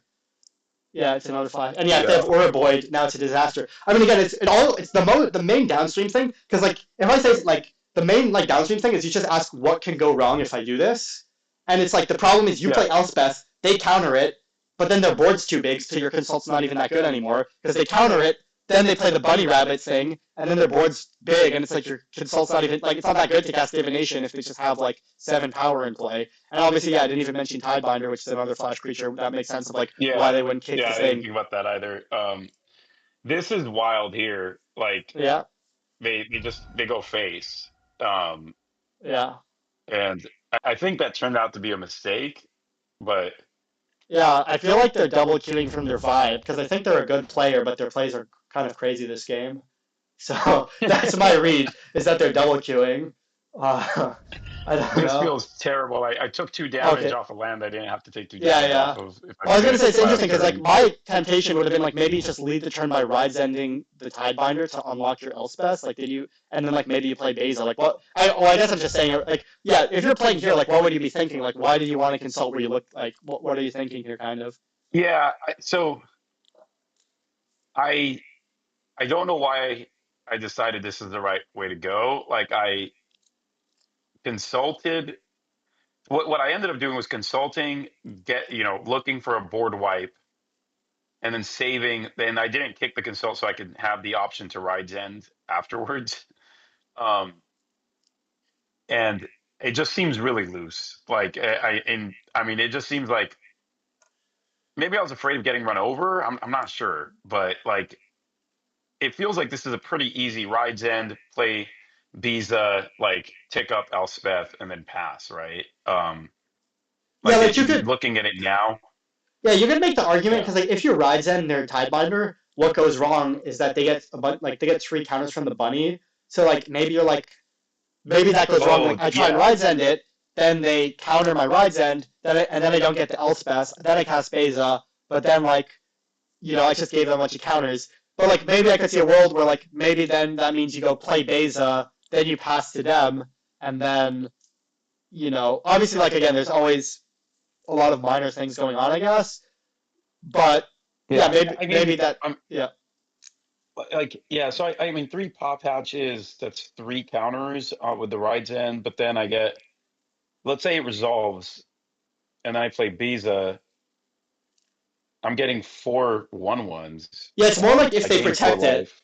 Because like if it resolves, then I think it's good Yeah, for you because then you get your Elspeth. It's like the worst case scenario is like you ride on the Tidebinder, they protect it, and then like you give them a bunch of counters, then you play Beza, then their guys are bigger, and then like maybe they like play an Uraboy to make their guys big. Like it's I don't feel, like I guess yeah the situation I'm trying to say is like they count is like maybe that's a reason not to use Rides End is if they protect their Tidebinder, then you give them a bunch of counters, and then you play Beza, and maybe you're not happy in that situation. But like yeah, I could see maybe playing Beza and passing, but it's kind of close. But like, was the consult line like it almost kind of implies that you're like kind of desperate in a way because right.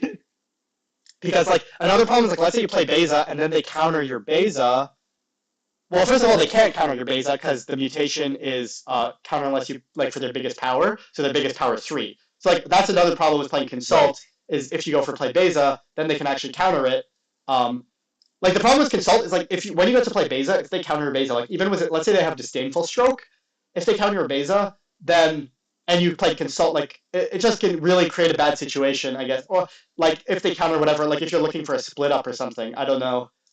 It's like weird to talk Yeah, about the situation, but yeah. I was basically in, and not that I think this was correct at all, but like I was trying to guarantee the Tidebinder gets off the board. I think so. It's like consult, see if I can find removal or board wipe, and then that gives me the option to ride Zend if they decide to counter like the board wipe. I think that's where my head was at because I felt like if I don't unlock Elspeth this turn, um, I'm gonna lose. But I didn't do the math. I think I was playing scared at this point. I Yeah. was playing like I was behind. Yeah. Yeah, I think the assessment of you being behind, like, I feel like you're in quite a good position in the sense like they have a bunch of X1s. You can, you have the base to block it. The Elspeth's probably going to get, Yeah. unlocked at some point. You're going to consult, see a million cards. You have right, like you're going to play the Beza and just make a ton of power. And like the scary thing they could do is like maybe they play an Oroboid, but then you can like try and consult, find a Wrath. So, and Yeah. even if they play Right. Oroboid, they still don't have a good attack on the turn anyway, uh, because you have Yeah. the Yeah. Beza You're to right. play. So I mean, it's kind of weird because like that's the like the thing about consult that's weird here is consult lets you see so many cards. So maybe you're like, oh, I'm guaranteed to find something good. But the problem is like a lot of your wraths are expensive. Like if you find Day of Judgment, they could counter it, and then you're literally dead on board. So it's kind of downstream of like, Right. do I have to play Beza? And it's like if I want to play Beza, then maybe I should play consult. And like, yeah, that's the problem with finding a wrath because like you only have like one or two split ups in your deck, even if you have four. A lot of your wraths are expensive anyway, and even the split ups aren't even that good because you're only hitting a Tidebinder and a that thingy, whatever. And it's almost worse. Like it's almost like you have to play the Beza because like let's say you ride Zen their Tidebinder, Yeah. and then or let's say you consult and you play split up, and then they go Spider Sense your split up, and then you ride Zen the Tidebinder. Well, then they get a bunch of counters. You can plus your Elspeth, but their guys are can attack into the Elspeth, and they all have trample. And then like if they have Oroboid, it's even worse Yeah. because then you literally use your consult, you lost your Wrath, now they have Oroboid. You know what I mean? So Yeah. Yeah. Yeah. No, absolutely. yeah, Yeah. So I definitely took like a very loose play here. Yeah. yeah, because now if they have Wrath, you could literally die. Yeah. I just basically, yeah, I was throwing the game here.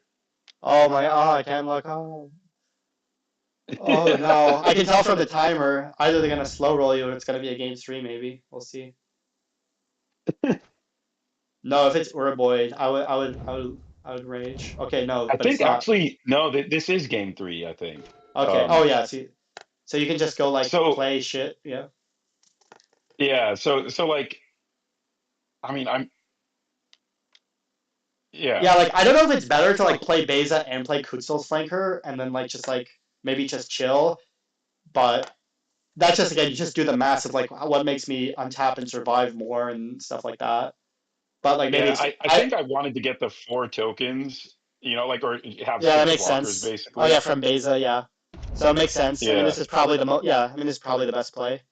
So they, for some reason, they just split up the tokens. Then you play Beza, and then you can yeah, you can. I guess I don't know if they have anything that gives flying. If they had something that gave flying, maybe you can zero, but otherwise plusing seems fine. right. Uh, Yeah.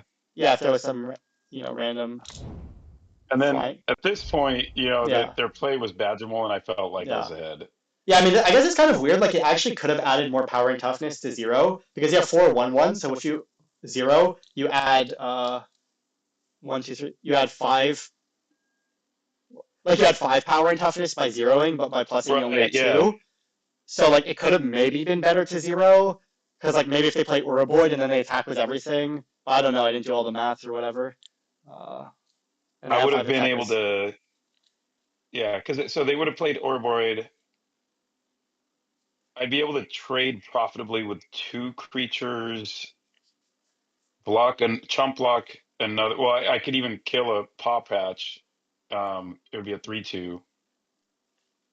Um, block one with Biza profitably, and then take basically 6 damage. Actually, yeah, it would have been. I think it would have been. No, no, I'd have to chump block. I could have lived though Yeah, I if was I just thinking plus mostly like or my if I main plus it heuristic was like zeroed. it could add more power and toughness to zero because it puts a counter on all your guys. Right. Yeah. So Yeah. like zeroing adds So five power and toughness, where like plusing only adds two power and toughness. okay. Yeah, I like that. Yeah. Yeah. Yeah. Yeah. You're right. Yeah, I would have lived. I think I would have been fine. Yeah, I mean, but like I don't know if it matters because maybe it's like you just can't lose no matter what. I guess. I mean, I don't know if that's true. Maybe if they had Urboid, they could do something good. But anyway, yeah. So you untap, and I guess yeah. Now it's got to be pretty hard to lose. You might even have. I guess you probably don't have lethal. 2, 4, 6, 8, 10, 12. What actually was the Anchorage? Do you have lethal here? Yeah, 2, I 4, think 6, that's 8, 10, 12. I was counting it. Yeah. 18, 15, 8. Yeah. I mean, I'm not that good at counting, so I guess 5 plus 8 plus 12. Yeah, I mean, it seems like Yeah, it's I think I exactly figured I'd 20. have lethal here. Yeah. Yeah. Well, yeah. Yeah, that was it. I mean, was it correct for them to attack face? You know, like just leave the Elspeth. I mean, I know they had it tidebindered, but I think Um, that's the like. I don't think I win if they would have killed the Elspeth, well, they right? can't kill it because it only goes to 2 loyalty, right? Right. Yeah. Yeah. You're right. I mean, they would have had to do. Yeah, two attack steps. I guess would have had to have gone toward the Yeah. Elspeth. Yeah. Yeah. Yeah. Um. Yeah, interesting game. I'm definitely gonna want to rewatch, this YouTube. But like, there was a lot of really good. Like now that we're kind of like in constructed stuff, I think there's a lot of. I'm seeing a lot of flaws in my play, and so I'm looking forward to like reviewing a lot of this stuff and Yeah. I taking mean, notes and stuff. I don't know if it's too extreme to say, but control it could kind of be like a really bad parent or something like that. Like it's giving you all the wrong lessons. It's teaching you all the wrong things. So it's like it's hard to have any like all these like plays. It's well, the main problem is that like whatever you do is bad. I feel like in so many of these. I mean, not really, because a lot of these situations are winning, but it's like very hard to like play. Like I think it's hard to have, I would say, a healthier relationship with Magic when you play Control and Constructed, because like it's at least from the way I approach the game, because it's just like I'm not saying always, because I'm not like sometimes the deck is good or whatever, but like when it's like it's just Yeah. tough because so many of these situations it's like all the options are bad, so it's like so hard to like really want to like to be able to break down what's happening. Whereas like if you're playing the best deck, it's so much like it's kind of like when you go from playing like some crazy instrument into playing a normal instrument. It's just like it's easier to do it because like Right. Yeah. you don't have to Yeah. be 100 like this is like playing 4D chess or whatever. It's like so hard to like do fundamental stuff because it's like everything is in a weird prison type space. So it's like everything's already Yeah. in a there's like weird assumptions already with everything going on here kind of. If that makes sense. Uh, No, that makes a lot of sense, and it's funny because like the you know the RCQs and stuff like the results I've been able to put up with control. It's felt a lot like I've been able like a lot of misplays have gotten just kind of like I've gone unpunished. And like just kind of running hot on like drawing like bad removal, chaining bad removal or whatever, and just like slamming it on whatever the new threats are that hit the board. Like that's it's just like you're playing one for one Magic is what it feels like, and I'm just kind of you're flipping coins and hoping that you get enough good flips. That's like that's what my experience has been. It doesn't feel like I'm really advancing like my foundational skills or anything like that. So yeah, I mean, I'm looking forward to shifting into some of the new decks and like learning the standard cards in general. That's another thing. Like I'm not very familiar with a lot of the cards that are being played right now, and just starting to build up my memory around these cards and find a different archetype that I can do better with. I'm really interested in Is It right now. So hoping we can yeah, get into some of those. Yeah. the thing I would say is like, because I'm not trying to be like against control, and the reason is you have to dance around eggshells a bit. Is there's obviously like really good players who play control all the time, like Shota or Eli Cassis or whatever. And I might be cringing on the sidelines, but they're at the top tables with like control or whatever. But I guess the way I would be thinking about it is more like thinking consciously. It's like, what's my payoff for doing this? Like, if you play control, it should be like intentionally like it's almost like you have to write a dissertation. It's like the reason I'm playing control is because I believe that like it's good for these reasons. But I would almost like the way when I approach constructed is I try and be like, what makes the most like what do I think is the best? Or like a way Sam Black put it. Sam Black one time said you should play constructed what you think should be banned, basically, which is like a pretty good way to select decks, I think. Um, Yeah. but it's kind of like what do I think is the best thing to do, and then I'll do that because of that. And obviously, there's other arguments because people might be like for playstyle and stuff. Like I can give an example. Like for example, in modern, like I'll give an example if I'm breaking it. Like last PT was modern, and the reason I wanted to play Neoform, really, why I was biased to play Neoform is I did not want to be sitting around I mean, there's other reasons I was lower on Esper Garayo or whatever, but it just seemed miserable to be playing Esper Garayo mirrors. Like I would just want to do anything else with my life. So I'm like, I'll play Neoform, so I don't need to sit around and learn the intricacies of the mid-range matchups in Modern, which seemed like a complete train wreck to me. I'm like, I want to play a proactive deck. Like obviously there's other reasons. Like I could go into critiques or whatever why I think being proactive in Modern is good, but I guess what I'm trying to say is you should be like there's also an element of like I want to play this deck because it's fun and because I like it. Like for example, I would say like I didn't know if Neoform was good, but I found Modern to be an unfun format for me. But I found Neoform fun to play. So like I don't know, but that's not. I guess I'm trying to say like it's good to keep in mind like you want to play decks that you get excited for that are good or whatever. But like that's kind of how I'd be looking at it. And I'd be like, what's my payoff for playing a deck? Do I believe it's the best deck?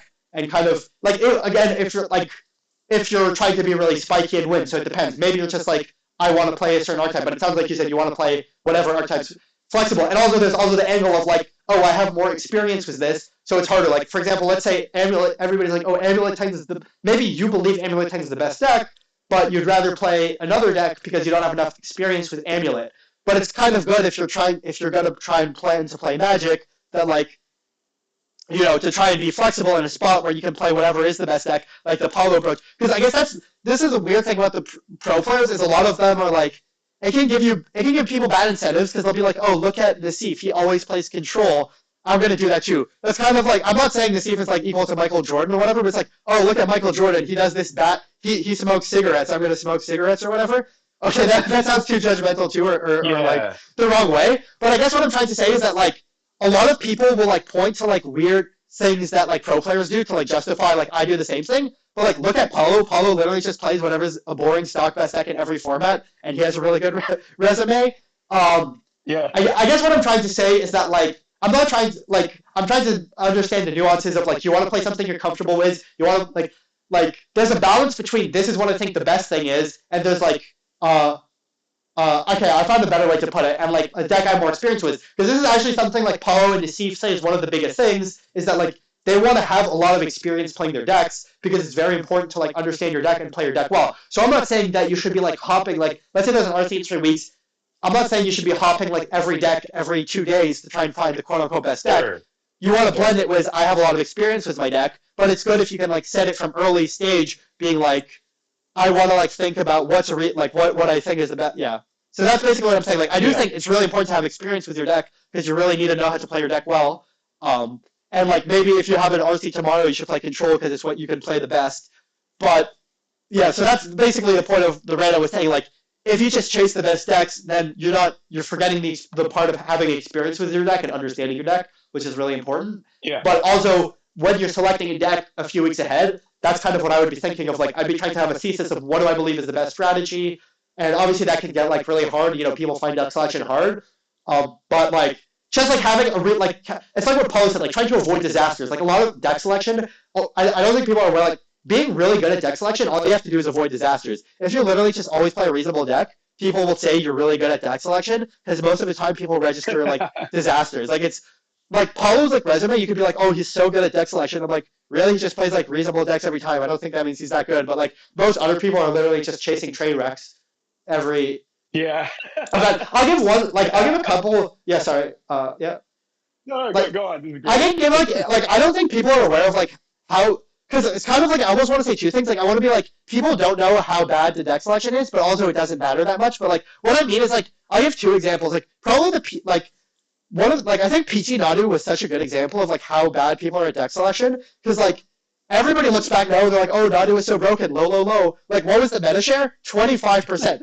That means 75% of Pro Tour players thought it was strategically correct to not play Nadu. Like people would be like, oh, you're being harsh. Like maybe they couldn't get the cards. I'm like, no, you should be harsh. Like this is why like you should be kind of skeptical about like listening to like what people. This is why like it's like when people are being very hyperbolic. Like 75% of PT players are probably dangerous to listen to in a way. Not trying to start a cult or anything, but like just think about that. That's like frightening, especially if you're like actually trying to win. That's like actually like that like is kind of terrifying. And also it's funny, I was there at the player party, and I was actually like, oh man, maybe Nadu's not that good, because like literally everybody was like, oh yeah, I have a good Nadu matchup. That was the vibe at the event. Like everybody was wild. like, I know, like, that makes sense. Like people were like, I'm playing Storm, I'm faster than Nadu. I'm playing, I'm playing whatever. That was the vibe. Like, but also like, I'll give it like another example of what like kind of made me like very wary of deck selection was there was the standard PT when Fable of the Mirror Breaker was legal, and the best deck was Rakdos midrange, and like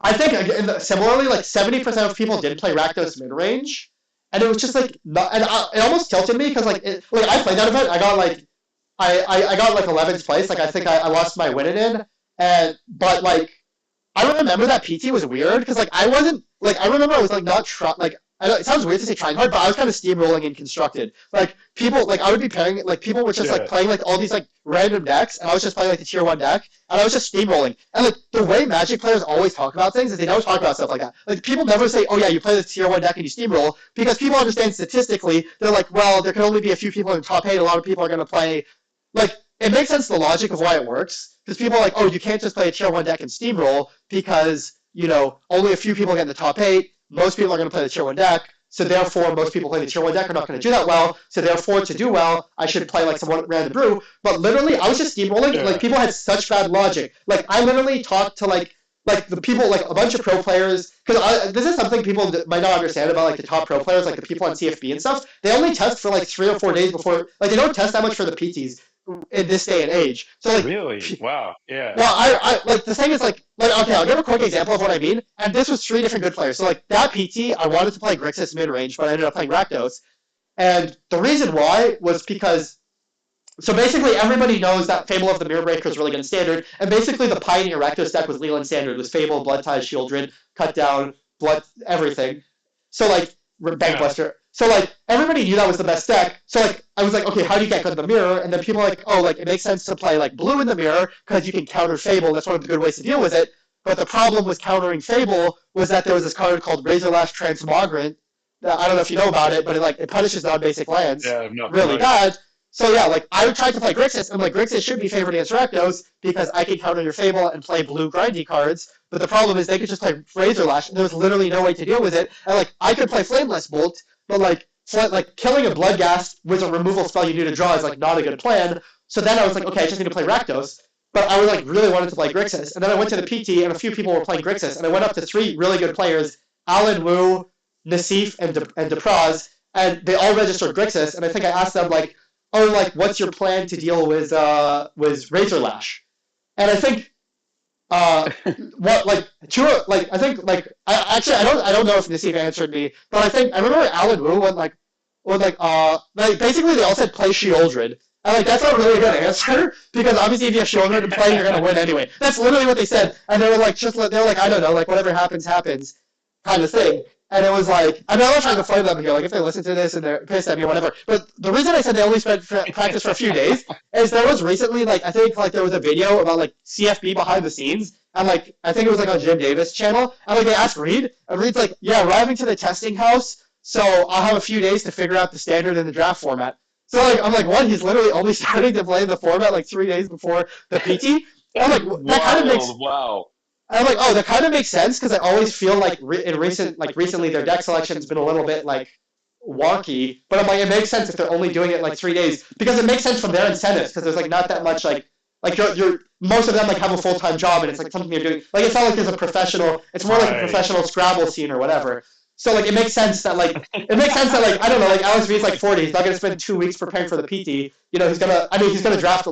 I'm not trying to like go too much into the lives of all these pro players or whatever. But what I'm trying to say is, like, you can see from Reed Duke, he's playing for like 3 or 4 days before the PT. He's not putting his whole life down to do 1 month of testing, showing up. But that's kind of like the way the narrative assumptions are, because people are like, oh man, like they're gonna have the super next level top deck. But like what I'm saying is that Rakdos midrange PT was the ultimate example of how like people weren't even like thinking about Razor. Like, I'm not trying to say they weren't thinking, but like they didn't have good plans for Razorlash. They were kind of just winging it.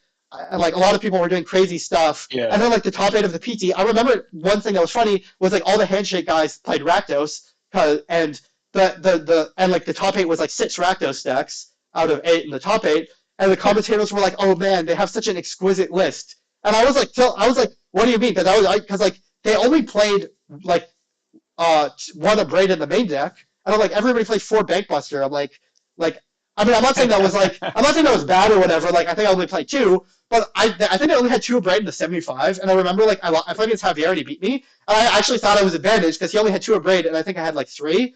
And I mean, I guess that sounds kind of minor, but it's like they only had 2 of Braid, and everybody knew the most important matchup was the mirror match, which has 4 Bankbuster, and I don't know, like I just thought like they were like a little bit light on the Braids and whatever. And anyway, and I'm like, but like obviously the narrative is like, oh yeah, they had a perfectly true list, but the reality is like they just had like a fine list, I guess. But like they just anyway, I guess kind of what I'm trying to say is like a lot of the narratives.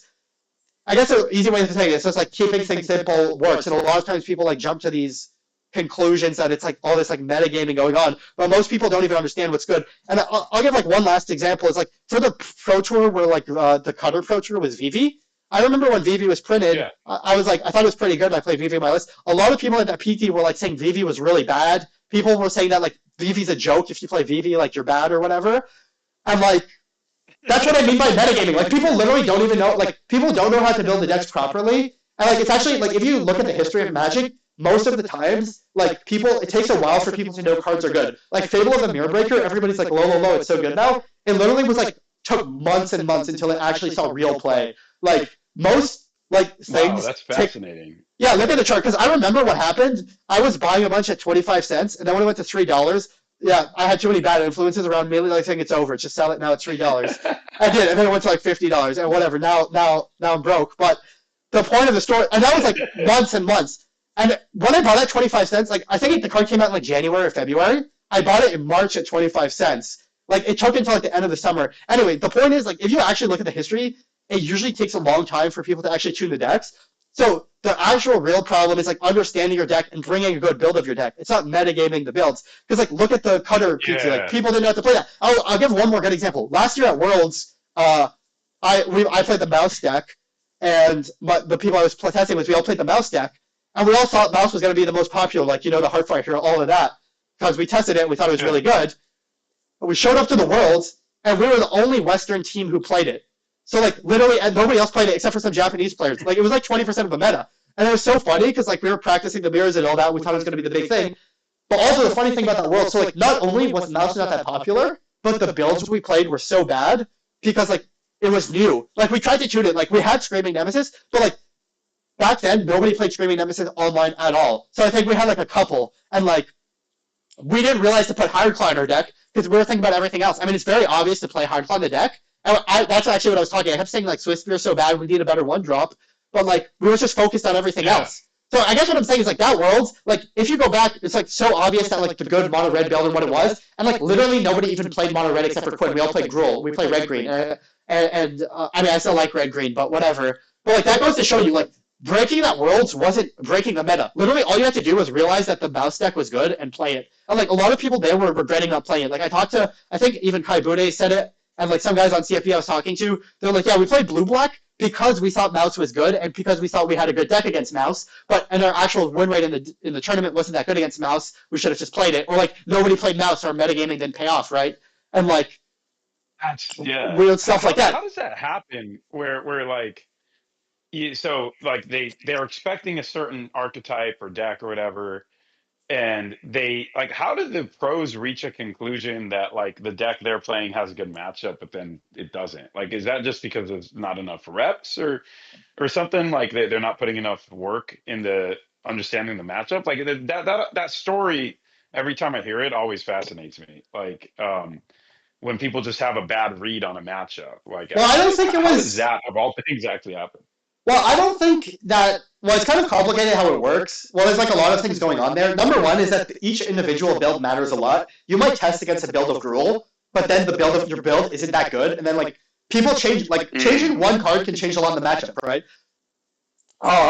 Yeah. You might be. It's actually hard. It's and what else? I mean, also I don't know if like their read was that it was good against red, but like maybe they thought they were like 60% against red, but then in reality they're only like 50% or 55%, and then that changes their assumption. And it's really hard to actually know those numbers. It's like very hard to be like, oh, I feel 60%. And there's like really like play draws a big discrepancy. But I think it was more like, and I don't know if that was their whole team's assumption. That was one guy I talked to because I played against one guy. He was playing Demir. I was playing red. After game one, he said, how did I lose that game? Because he thought he was ahead. And then like I beat him. And then he was like, I played Demir because I thought it was good against red, but really those games didn't feel that good or whatever. So I don't like. I would say that you have to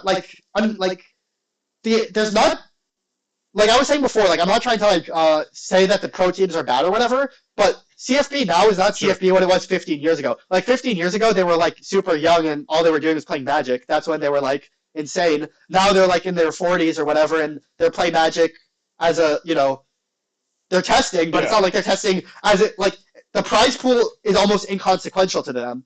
Like actually, I remember this is a funny story. It's kind of funny. Like after Marcio got second at Worlds last time, he was walking out. He looked super tilted, and I said to him, I'm like, well, at least you got 50K or whatever. And he like looks kind of pissed. He's like, I don't care about the money. And like obviously 50K, I mean that's more than the average prize at the PT. But it is kind of true. Like probably like for a lot of the CFP guys showing up to the PT, like they're not even thinking about the money at all, if that makes sense. So like it's almost like it's very different than like if you're like on a pro football team or like if even like League of Legends or Dota where they're playing for like a significant amount of money, it's almost like a pure hobby. Like I don't know if maybe people on CFP will like listen to this and be annoyed but I think it's like pretty fair to say like it makes sense. Like they're playing for the fun of the game. They're not playing to like max out the money out of it, if that makes sense. And yeah, that makes a lot of sense to me. Even like not that I'm anywhere near like the pro players, but I mean, this is definitely not something I'm doing because I'm thinking, oh, I can make some money off of this, or it can even be like a net neutral.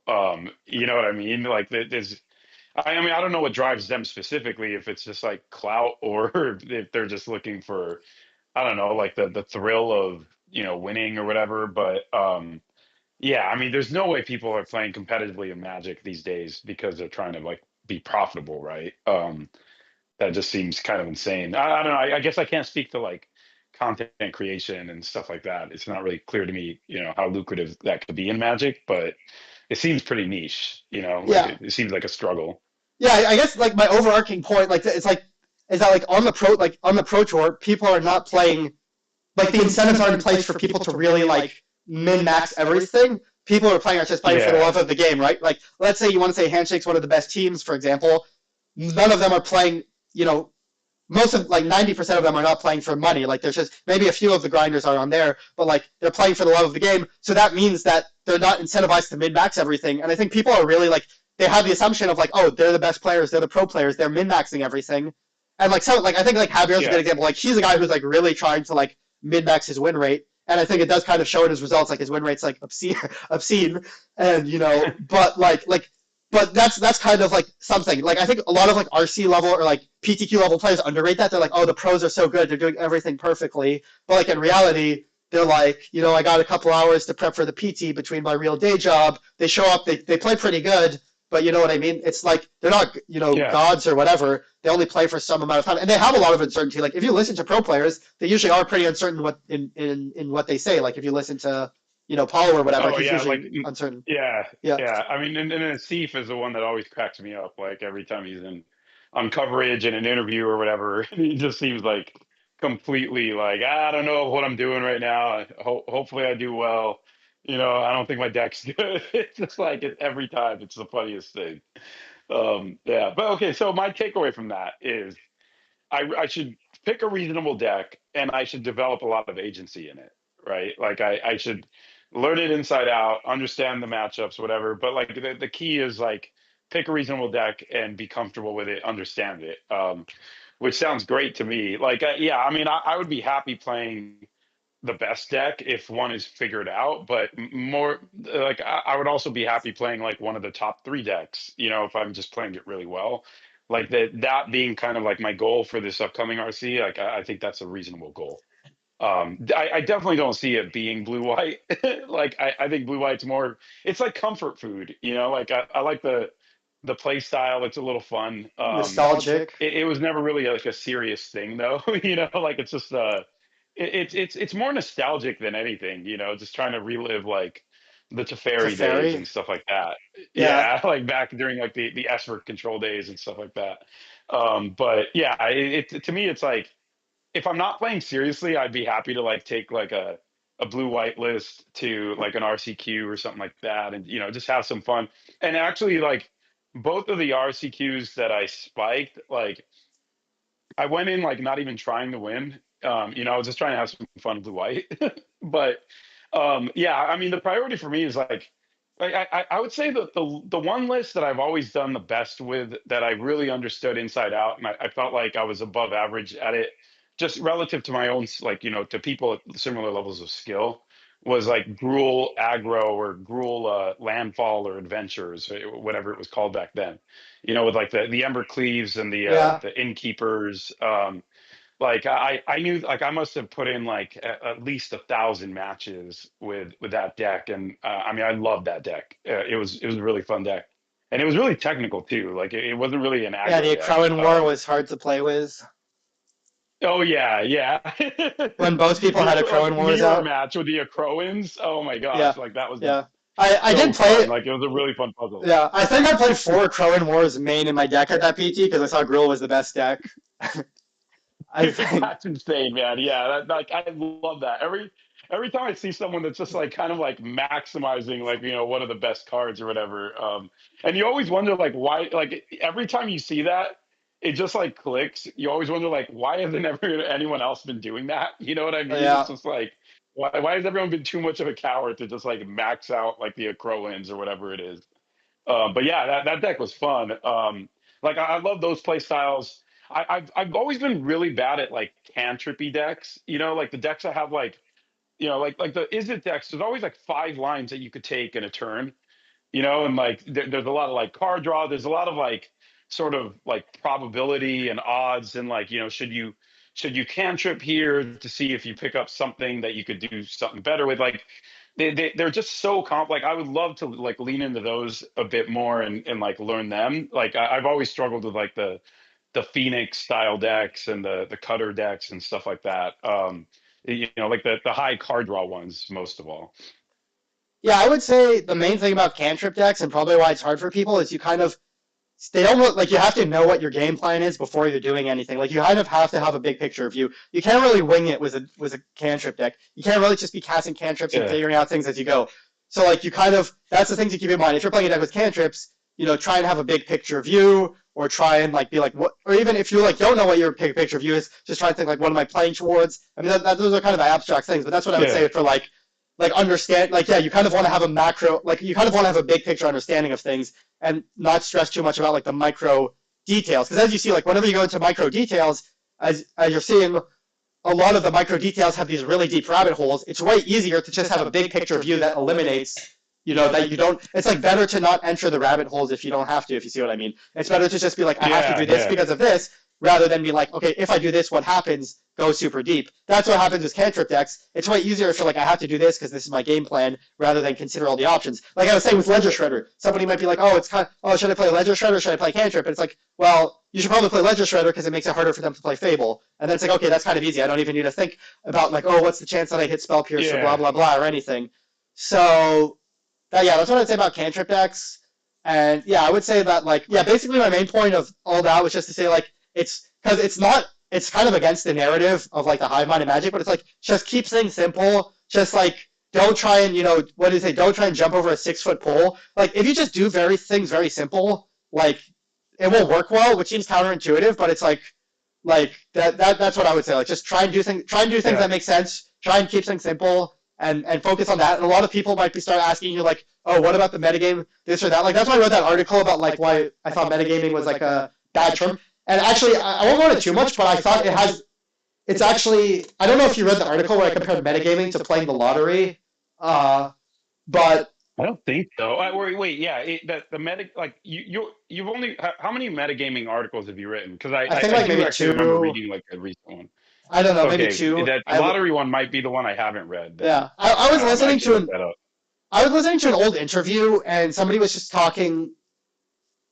I think there was just something about. I was trying to think about it just made me like I realized how metagaming was kind of like its own mini form of lottery. Like somebody was just talking about how like you know, they're like, why doesn't, they were kind of saying like, why the like obviously because I don't want to get too political with lottery versus long time saving away, but kind of whatever the guy was saying was like, oh, people don't want to have the idea of like saving for 30 years and then having a small nest egg. They'd rather do the lottery. And it's funny the way my brain worked. I was like, that's literally exactly metagamers. They'd rather they don't want to have the idea of like trying to like play well and do well because of that. They'd rather just want to strike it because it's actually very similar. Especially if you think of the logic. The logic of people are like, oh, I want to strike the metagame. Like rather than work on their fundamentals, winning the mirrors, playing well, they're trying to strike this thing, and it makes sense that it's popular. And yeah, I'm not. So I thought that was interesting, and it kind of like really like illuminated to me like how dangerous this whole metagaming thing is.